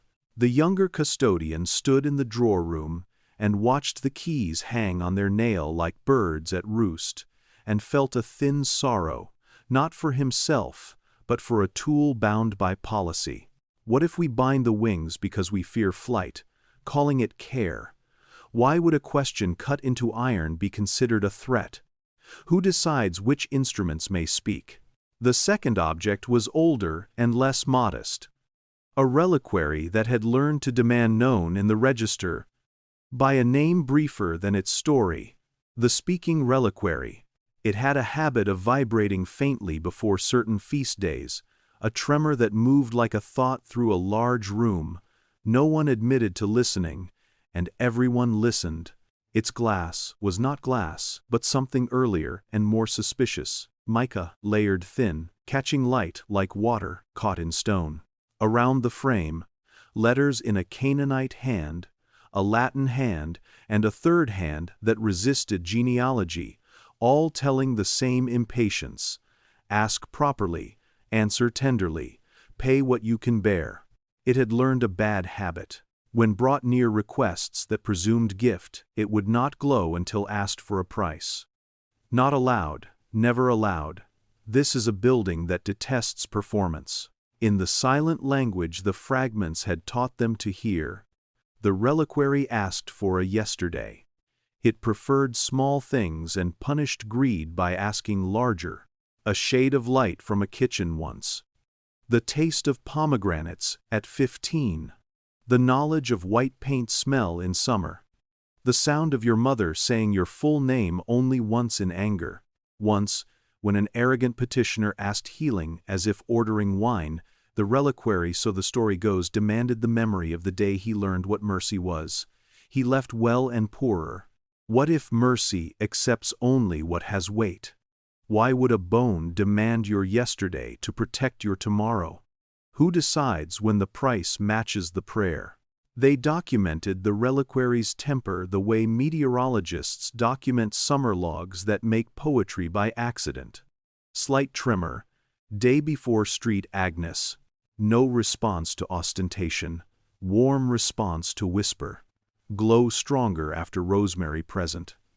Rosemary had followed them from the gardener's hand, like a quiet conspiracy.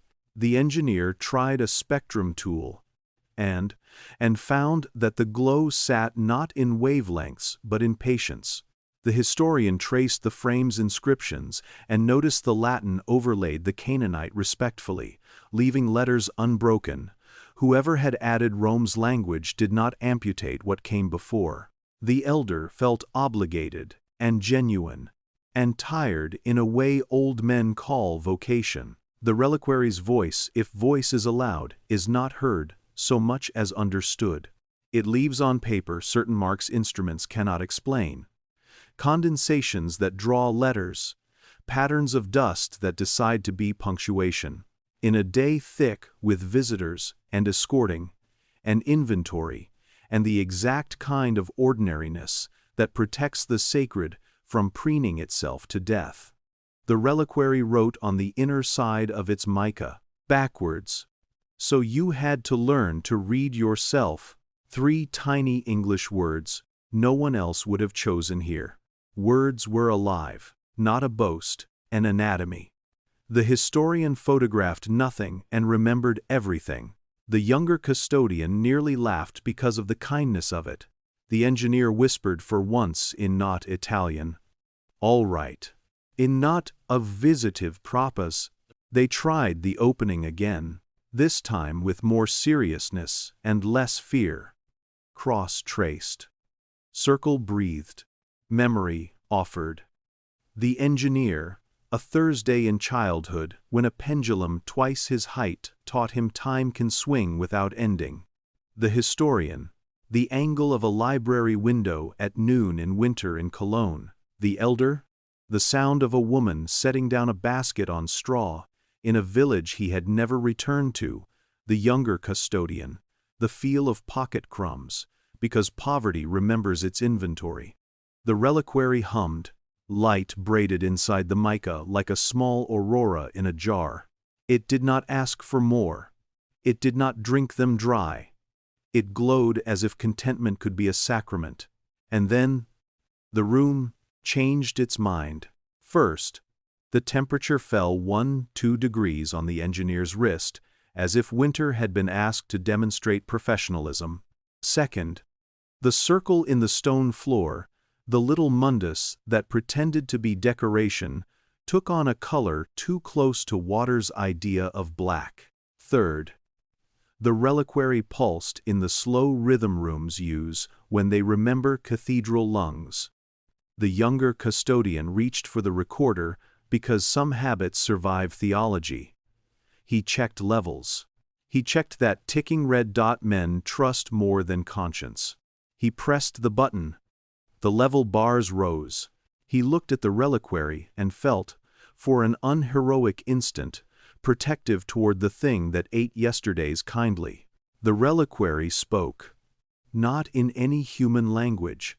In the transactional grammar the fragments had taught. A sentence braided out of memory and light.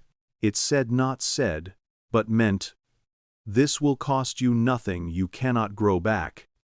The engineer exhaled like a man being absolved. The historian tasted salt. The elder wept once, the way a piece of oak creaks when a long winter ends. The recorder recorded seconds, file size, time code, assurance. When they played it back an hour later, sitting like criminals in a room with no crucifix, the file opened its mouth and kept it open. The waveform was a table set for guests who never arrived.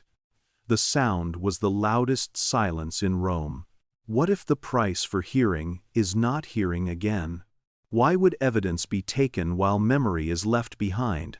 Who decides which witness is permitted to keep its voice? They looked at each other with the intimacy men earn when their explanations run out. At the same moment, the engineer put his face in his hands, but not for long. Then he did what he knows how to do when a thing refuses the law of screws. He asked it to forgive him. He asked the reliquary out loud. Please, because sometimes a word needs air. The reliquary, having glowed like a good candle and burned no one, dulled. The stone circle brightened by contrast, like a pupil when the iris yields. The air returned a degree to civilized. The recorder remained loyal to its emptiness. The Vatican reacted with the speed of a well-rehearsed grace.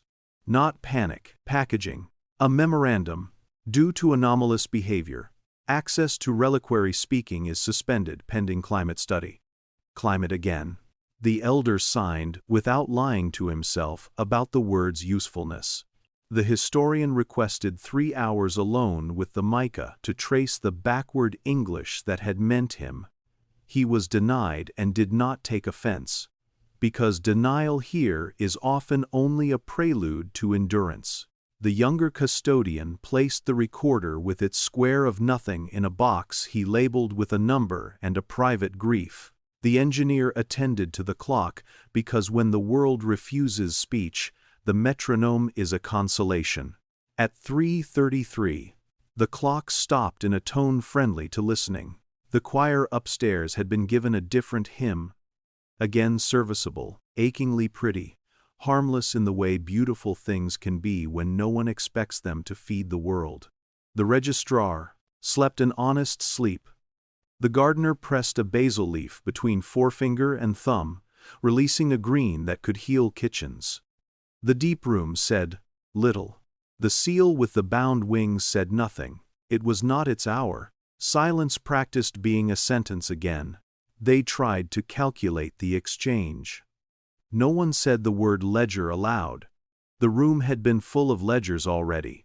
The younger custodian, who had stolen a habitude from the fragments, wrote in his private notebook an equation without numbers: breath plus memory, small glow, glow speech, tender, speech, silence, on replay. He copied, below it, half in Latin, half in himself: do not take what you cannot sing back. The historian added in the margin of the margin, we will have to remember together. The engineer wrote nothing. He wound the clock, the way a father winds a boy's courage before the first day of school. What if the archive can only hold living speech in living bodies? Why would tape, code, magnet, glass be refused when lungs are accepted? Who decides that knowledge here must be mortal to be true? They asked the reliquary a second time on a day not in any calendar of saints, a day the city kept for itself, a flake and sun day, pigeons showing off neck oil, tourists letting maps fold like birds. The engineer brought rosemary, humbler than incense. The elder offered the simplest yesterday he possessed, the sound a page makes when turned in reluctance. The historian offered the weight of a library card he had carried for 30 years until the building closed, and the card became grief. The younger custodian offered the rhythm of washing one cup by hand because some tasks must remain communal within a single soul. The reliquary answered, with warmth no register can log. Then came the bite. A sharper pull, like a tide answering a moon you cannot see. The seal with the wings 2 drawers away, a wall away, clicked once against its cushion, as if recognizing its kin had spoken. The stone circle at the center of the room darkened enough to shame language. The light on the reliquary went from candle to ember. The younger custodian reached for the recorder and did not lift it. He turned it off. He let the speech pass through them and out into the stone, in the way rain passes through earth and becomes taste in roots. The engineer cried without embarrassment. The historian felt a name leave him and return altered. The elder laughed, a small clear bell, at something no one else heard. What if letting go is the only way to keep? Why would our century find that scandalous? Who decides what proof looks like when the proof loves us more than our instruments do? After. The reliquary fell quiet like a cat that knows you are not going to move and so chooses to nap on your book. The mica forgot its glow with dignity. The Latin and Canaanite letters on the frame looked as if they had been oiled. The room exhaled for the first time since noon. The engineer wrote no report that day. The historian went to the baptistery and put his hand on the registrar's book as if to thank paper. The elder sat and permitted himself to be tired. The younger custodian returned the seal to its case and, before closing, whispered not prayer, not experiment, not superstition, merely companionship. Not yet, not yet. The memo that followed was not written here. It came from elsewhere, an office that knows how to fold light into folders. It used the word containment twice and the word discernment 3 times and avoided the word fear, as if letters might burn. It recommended rotation of staff, which meant you are seen. It suggested moving the reliquary for climate, which meant farther. It listed the seal's provenance concerns, which meant you have done something we will not recognize publicly. It urged indirectly the resumption of that harmless hymn that keeps names where they were shelved. There was nothing cruel in the phrasing. Bureaucracy is often kindness written by a hand that cannot touch. What if institutions love us best when we are quiet? Why would the archive be asked to sleep when it has finally learned a word?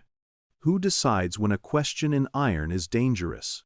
They complied because defiance is a poor custodian, and because they are men of vows to forms that outlast persons. The reliquary was veiled and moved in a procession of four. The compass reassembled, the gestures now muscle memory. The seal returned to its two-key drawer. With a sigh, the younger custodian promised he did not hear. The stone circle kept its counsel. Neither brightening nor dimming once you have seen certain darknesses, nuance relents. The fragments were laid atop the cedar near the papyrus to keep each other company, old crimes reconciling in the dark. The engineer paused at the clock, whose refusal had taught him to be patient, and stroked the brass as if it were an animal.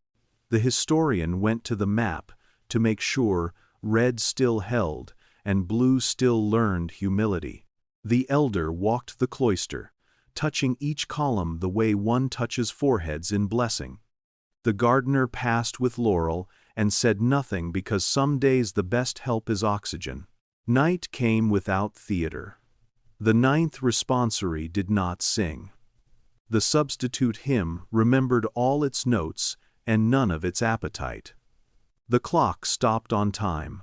The registrar's ink sat, poised, thick, obedient. In a room now more crowded with withheld speech than objects, four men slept or did not sleep within reach of each other's agreements. The reliquary did not trouble them. The seal did not misbehave. The stone circle dreamed a tide. Sometime between 3:33 and 3:34. Those seconds, when law allows ghosts to practice being legal. The recorder in its numbered box turned off, cold, an instrument satisfied with its impotence. Clicked. No one heard. The file it did not hold became an ache. The ache turned into a line of condensation on plastic. The condensation beaded and fell and left behind no word and the suggestion of one. If anyone had watched, which no one did because sleep is also a vow, they would have seen the bead adopt the shape of a question mark and evaporate. What if the archive itself is the recorder, made of stone and lung? Why would we insist on proof in a century that has forgotten how to share ears? Who decides that we are ready for a gospel that refuses to be copied? In the morning, the memo had triplicated into emails because the world loves to rehearse authority in multiples. The elder wrote a reply composed in the grammar of obedience and smuggled beneath it the contraband of hope. The historian drafted a paper he would never publish, and then deleted it, and then wrote it again, shorter, more honest, like a letter to an old friend. The engineer cleaned his lens and discovered one scratch he did not remember earning, and chose to love it as a scar.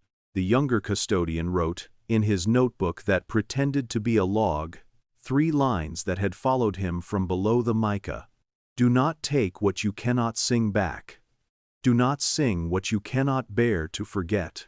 Do not forget what keeps other people alive. He underlined other, and the pencil broke, which he took as a joke the world had earned the right to make. The seal slept. The reliquary glowed not at all and made its peace with being wrapped. The stone circle pretended to be floor. But the air remembered. The rooms carried the taste of breath offered and not demanded, of yesterdays budgeted in public, of a tax paid with gentleness. The fragments in their chemise, beside the papyrus that had taught them what a ledger can be when it is honest, whispered in scripts reconciled at last. Words were alive. Memory was immortality. Mercy is arithmetic, done by hands that refuse to bruise. What if that is the forbidden knowledge so simple, so embarrassingly kind that frightened us into policy? Why would we trade it for a silence that starves? Who decides? They logged it as relictum fi, because numbers make courage easier. A shard no longer than a pilgrim's thumb, iron tempered to the color of thunderclouds, its edge softened by centuries of pockets and vows. The register suggested provenance, the way a man suggests a secret he wishes to be believed. Recovered from a Crusader's crossguard, Acre or Antioch, late 12th century. The slip that traveled with it, older than the folder, younger than the fear, bore 4 words that refused to fade. Memoria est pretium. Memory is the price. They kept it wrapped in cloth that had once wrapped saints. It did not protest. Metal that has watched empires collapse learns manners. And yet, whenever the cloth unwound and the shard met air, the room adjusted itself, as the body adjusts posture when a named person enters. Light furrowed, silence squared its shoulders. Even dust practiced alignment. The engineer loved it badly. He is a man who trusts gears, not ghosts, and yet his hands prepared themselves with a kindness he usually saves for brass. He set the shard on the astronomer's table, a plate inlaid with zodiac, thin as breath, because the outline demanded a grammar. The metal answered with a calm that frightened him more than sparks would have. No flare, no theatrics, only a tremor that moved along the inlaid lines, finding Aries, then Virgo, then a place between Libra's scales, where balance is an apology and a blade at once. The shard darkened as if swallowing light, and returned it slowly, the way a word chewed on the tongue returns as speech. What if every blade remembers the hand that first believed in it? The historian said, not to be profound, but to be forgiven. Why would iron learn a language we only mouth in rituals? Who decides whether a relic is a thing or a verb? The elder custodian did the liturgy of precaution. Triple glass, cedar block. The fragments opened to the page that refused the word price and used it anyway. The younger custodian wrote in his private notebook, with the slanted head of a man copying the weather, placed upon zodiac, behaved like a sentence. He did not write the tremble he felt in the bones of his wrist, because the Vatican does not care for adjectives. They had learned, by now, how to ask. Breath first, in the rhythm that sits between heartbeats like a careful guest, then a yesterday each could afford to spend without limping. The engineer gave the smell of oil warmed by sun on iron railings. The historian offered the feeling of linen that had been line-dried in winter. The elder placed on the table the sound of a door clicked shut kindly. The younger laid down the taste of rain, caught by accident on the lip of a clay cup. The shard did not glow. It whispered, not voice. The same transactional grammar the reliquary had used, the same currency the papyrus tallied, light twined with meaning until the room could read. It named prices the way an apothecary names weights, calm, exact. A memory of your mother's voice when she says your name as if arriving. Half of a first snowfall. The color of basil the day you learned a grief would not kill you. One of the jokes only 3 friends know. The one that forgives them for not being there anymore. What if mercy is arithmetic written on the body? The historian murmured. Why would answered prayer erase the questioner's outline? Who decides that joy must spend a yesterday to buy a tomorrow? The shard pulsed 3 times, aligned to Libra. The engineer glanced at the clock through stone and air, the way a father glances down a hallway toward a sleeping child. 3:31. Not yet. The shard's surface took on a pattern no lens could stabilize, rings that were not rings, ripples that were not water. An etching that reminded the younger custodian of a field scythed in careful arcs by a patient man. In the reflection, the elder saw his hands younger by a lifetime and had to sit down because the ache was precise. They brought near a petition never intended for this table. Not grand, no battlefield. A woman whose breath had learned to stutter while climbing stairs, a prayer folded in a registrar's envelope, she must carry groceries without drowning. The shard did not make drama of compassion. It attended. It named a price. The taste of oranges at 11. The elder almost accepted on the woman's behalf. His age has made him reckless, where tenderness is concerned, but held. You do not spend other people's yesterdays. The younger custodian wrote a sentence that embarrassed him later for its beauty. We chose to keep her oranges. They tried a second petition because men who have learned to be careful also learn how easy it is to keep practicing. A boy in a hospital 2 countries away, whose blood had forgotten the script for clotting.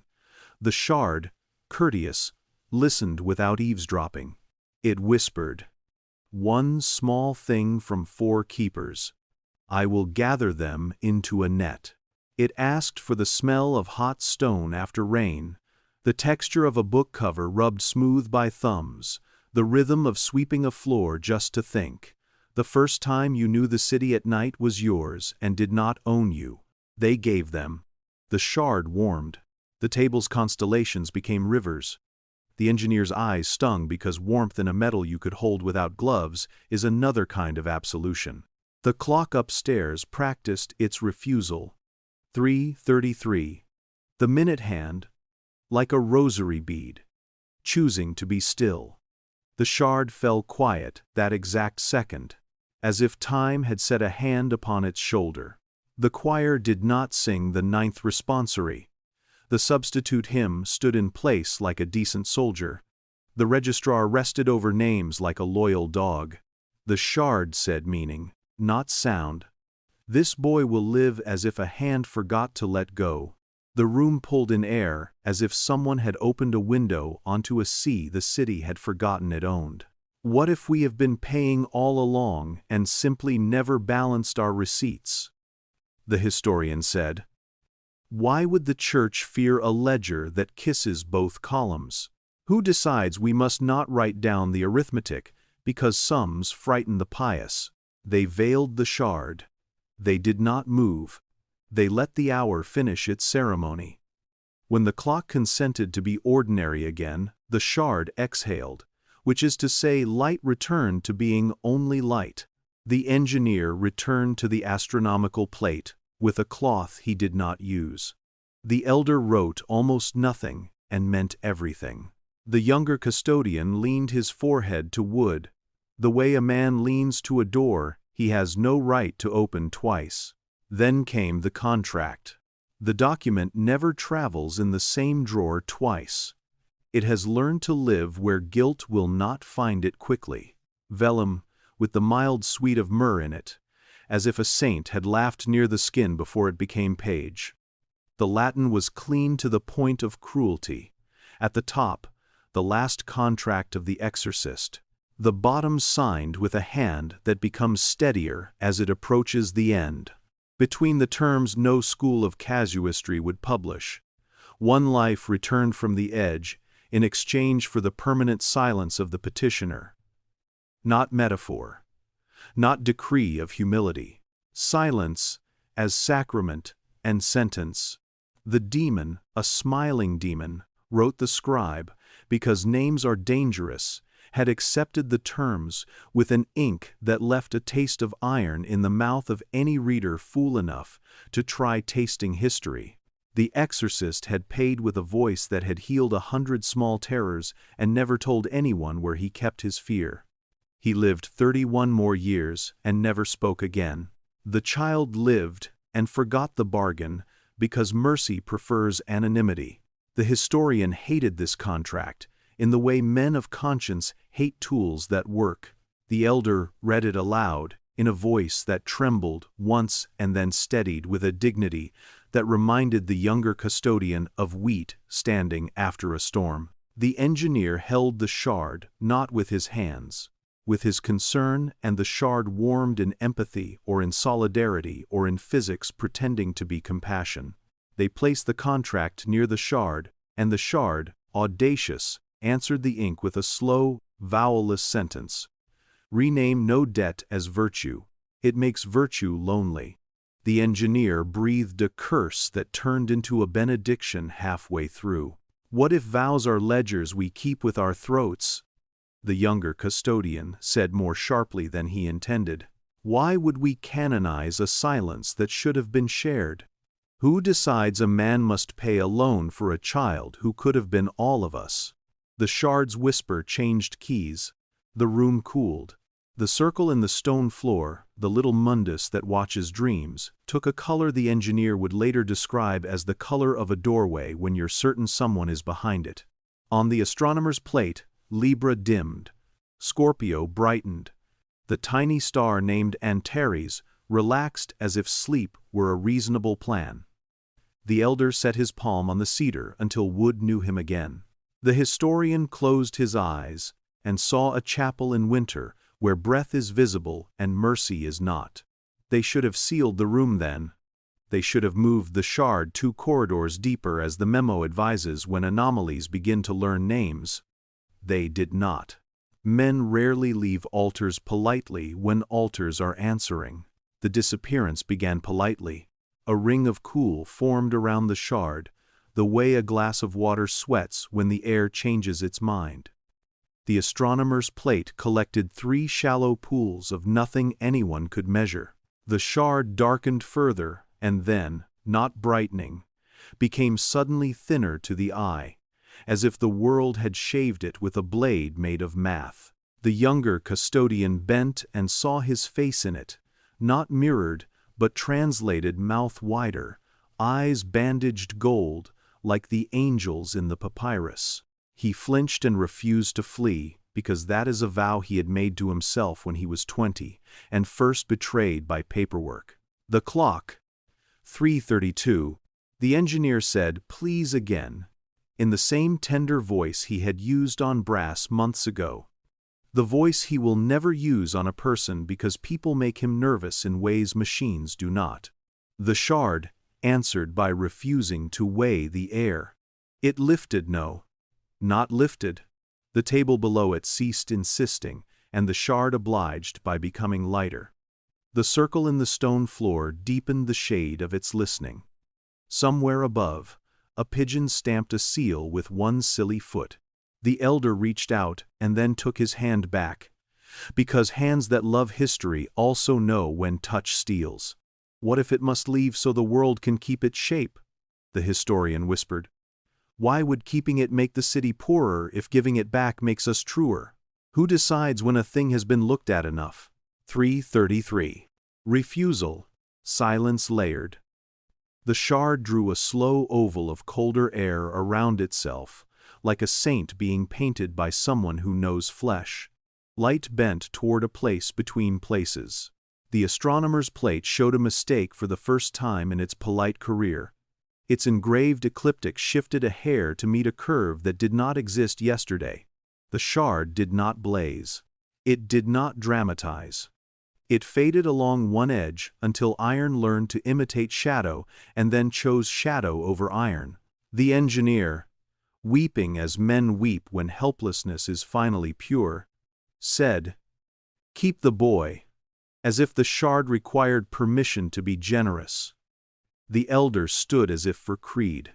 The historian held the contract of the exorcist and did not forgive it but named it accurately in his chest. Lonely. The younger custodian spoke a prayer? A measurement? Who decides? Ho. And the shard answered. Finally, with a last line a recorder cannot keep. Those who remember pay less. It vanished. Not with a clap, not with a thief's courtesy. The shape it left behind was a scorch no fire could have made, a circle so exact that the engineer, against good sense, loved it. In the center of the circle, a print remained the color of cooled steel, not of the shard, but of a mouth, no, of silence, as if a voice had pressed itself there to prove that absence is a syllable in the alphabet of God. Upstairs, the clock resumed itself with a shy click. The choir chose, without discussing it, a line from a hymn that is allowed to say joy. The registrar turned a page and found the handwriting of a man who had died and smiled, because paper is a time machine that does not scandalize priests. In the hospital 2 countries away, the boy's blood remembered its script. His mother slept a sleep she had not paid for, because 4 strangers had. The city went on not knowing and knowing at once. The Vatican did what it knows. It wrote a memo. It asked for containment, for climate, for compliance. It suggested the astronomer's plate be removed from view, and the circle on the floor be examined for water damage. It asked after the engineer's instruments with a courtesy that felt like gauze. It recommended, in paragraphs that had practiced being kind, that staff rotate and rest. They rested without sleeping. The elder stroked cedar as if comforting a horse. The historian sat with the exorcist's contract and removed no blame and promised no sanctity, and decided he would spend the rest of his career learning how not to rename debts. The engineer cleaned the astronomer's plate and let the scorch remain. The younger custodian wrote a line so simple it broke him a little. "We are not owed miracles. We are owed the truth about their price." "What if memory is the only relic we are meant to keep?" he wrote next.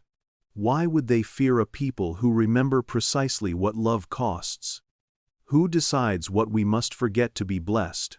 The room, relieved of iron and now heavy with information no ledger could bind, remained. Light negotiated. Dust rehearsed. The fragments breathed near the papyrus, old conspirators sharing bread. The seal with the bound wings lay awake in its drawer, learning the grammar of patience. The circle on the floor kept its mouth closed, a courtesy to men who needed one night more of pretending they were not being taught. Above, a city that loses and finds itself hourly placed coins of noon in windows, let pigeons practice insignificance, fed the poor, ignored the poor, loved badly, loved well. The boy woke hungry. A woman took stairs without drowning. Somewhere a man with a voice like bells kept his silence in a garden, and the basil forgave him. And under glass that no longer held a shard, the astronomer's plate remembered the whisper, as if remembering were a profession. Those who remember pay less. The sentence did not accuse, it balanced. It balanced the way a hand balances a sleeping child. Careful, ordinary, strong. The room did not feel empty without the shard.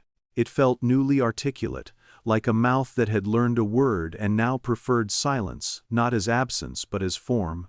The astronomer's plate kept the scorch as a pupil keeps sight. The circle in the floor mundus that refuses its name slept with one eye open. The fragments rested near the papyrus, old conspirators flanked by cedar. Above, the clock rehearsed its refusal and, as if embarrassed by habit, paused a hair shy of 3:33 before remembering its role. The choir did not sing the 9th responsory. The substitute hymn stood like a doorway, left ajar for mercy. The elder custodian arrived first, because age keeps an appointment even with grief. He ran his palm along the cedar, as if teaching wood how to be comforted. He placed on the table a small cup of water, the human kind, not the liturgical, because thirst is a ceremony too. The historian followed, shoe squeak diminished by long practice, eyes bent toward the contract of the exorcist, which he had not forgiven but had begun to understand the way you understand weather. You respect storms. You do not canonize them. The engineer came with a cloth he had no intention of using, a lens he might not raise, and a rosemary sprig that smelled like kitchens and funerals and the civilization between. The younger custodian closed the door softly and let his back rest against it for the length of a breath. He would later write that in that instant the door felt like a friend who had learned to share weight. They had not planned to gather. Ritual is often an accident performed exactly. "Shall we begin?" the elder asked. the way fathers once asked before grace, the way teachers once asked before opening a book that mattered. He did not mean experiment. He meant attention. The historian opened his hands above the plate and then thought better of the theater and dropped them back like birds abandoning a show. The engineer placed the rosemary near the scorch and did not pretend the gesture was technical. The younger custodian drew his private notebook from a pocket that had begun to believe it was an organ and wrote without looking, "Finale. Speak gently. Listen harder. Spend what we can afford. What if endings are not doors but breaths? Why would we fear a silence that finally knows what it is saying? Who decides when to stop calling learning a scandal?" They started with the clock, because time had been generous and unkind in equal measure, and gratitude is a practical theology. The engineer held his ear to brass, that old ear trained by plague and patience. The minute hand's tiny rosary was on its pilgrimage toward refusal. 3:31. He wound the mainspring with a motion inherited, not taught. The elder stood beside him, one palm on wood, as if reminding the clock that it lived among trees once. The historian, who had learned to love metal's honesty, nodded, as if conductors of orchestras had once nodded when all they had were bells. The younger custodian spoke aloud the line the shard had given them for the road. "Those who remember pay less." The clock obeyed and, at 3:33, stopped in a key slightly higher than sorrow. Silence above, layered with silence below, until the deep room felt like a held note. The engineer did not write it down. He tapped the face once with one knuckle, a street kid's affection, and the minute hand stayed stubborn. "Good," he whispered. "Stay. Not forever, just long enough to make the ledger balance on both sides." They turned to the papyrus because it had been first to be honest, first to tell them what they all suspected, that grace and debt are siblings, and the world grows worse when we lie about their parentage. The tin coffin yielded to fingers that knew how to be forgiven. Muslin lifted. Triple glass shone. The red rubric blushed as if remembering its own birth. The angel with the bandaged eyes still refused to judge the price. The line Memoria est pretium looked sharper than yesterday, not bold, not arrogant, merely awake. A new sentence had written itself along the lower margin where fear and courage like to meet, not Latin, not Greek. The Vatican hates being spoken to in the vernacular because it means the centuries have decided to climb the stairs. English, small and deliberate. Do not let them rename debts as gifts. No flourish. The historian swore under his breath in a language he had not used since adolescence, and kissed the air 1 inch above the letters because paper is a throat you may bless without being caught. The elder closed his eyes and saw a village again, a basket set on straw, a woman's hand. The engineer, who distrusts prophecy, allowed this one. Because machines like truth. The younger custodian wrote the sentence in his notebook 3 times, because sometimes you must make a phrase a litany to prevent forgetting. What if the only blasphemy is misnaming? Why would we call an invoice a hallelujah? Who decides whether a city grows gentle or merely obedient? They moved to the fragments. The wax eye clouded, then cleared, choosing attention. The Greek and the Latin had become companionable in their quarreling, like siblings holding each other's pride in public. On the page, with the NIU Omicron iota, KC iotas, sigma tau O mu alpha tau, omicrons. A gloss had unfurled like a fern. When you must open a mouth, decide first what you are willing to feed it tomorrow. Beneath, the Latin. Loose and unexpectedly tender, and if you cannot feed it, do not wake it. The engineer exhaled through his nose. The historian's fingers flexed as if handling a fragile child. The elder murmured, "Amen." which is a stenographer's way of abandoning argument. They took down the iron seal, the wings bound with courtesy and iron law, and set it beside the reliquary's absence, which is to say they set it on the cedar where mica had once learned to glow. The question around the rim traveled the room without moving. Quis discernit? Who decides? The younger custodian met the letters with his own voice for the first time, rather than only in his throat. We do, he said, startled by his own courage. Then he corrected himself with the humility the city had taught him. We do, together, or else not at all. Outside, the gardener passed the window with laurel and basil, and an expression only plants understand. He paused, tipping his ear, as one does when a wall is telling a story to its own moss. Inside, the elder lifted the seal, not to cut, not to press, only to raise a tool in the presence of a question, so it would not feel alone. He set it down again. The room answered in the universal language of rooms. It chose gentler light. They unrolled the map because maps are stubborn about wanting a say in finales. Lapis faintness, where stars had retreated into fiber, red root steady as insistence. At the lower edge, where the conspirator's hand used to write its jokes, a line surfaced two languages at once, like a psalm sung antiphonally. Ambulate stellas, solvitus heri, walk the stars, pay with yesterday. Below it, someone had added in a human hand that shook only once, but not alone. The historian put both palms on the calfskin and did the unthinkable. He asked permission. He asked the map if he might keep that line. The map did not answer, because maps speak by changing routes, not by granting rights. He took the silence as consent, because sometimes grown men must, in order to become useful. What if the only real heresy is paying the price alone? Why would an empire prefer solitary saints to stubborn towns?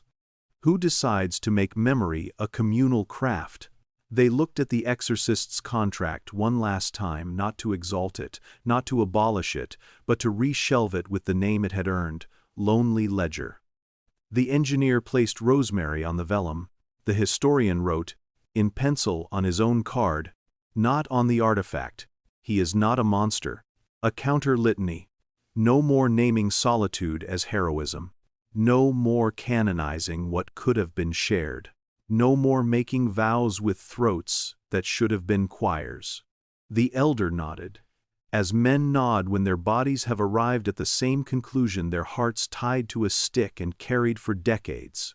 The younger custodian copied the 3 lines, tore the page out, folded it 4 times, and slid it behind his passport, because boarders like to ask questions rituals cannot answer.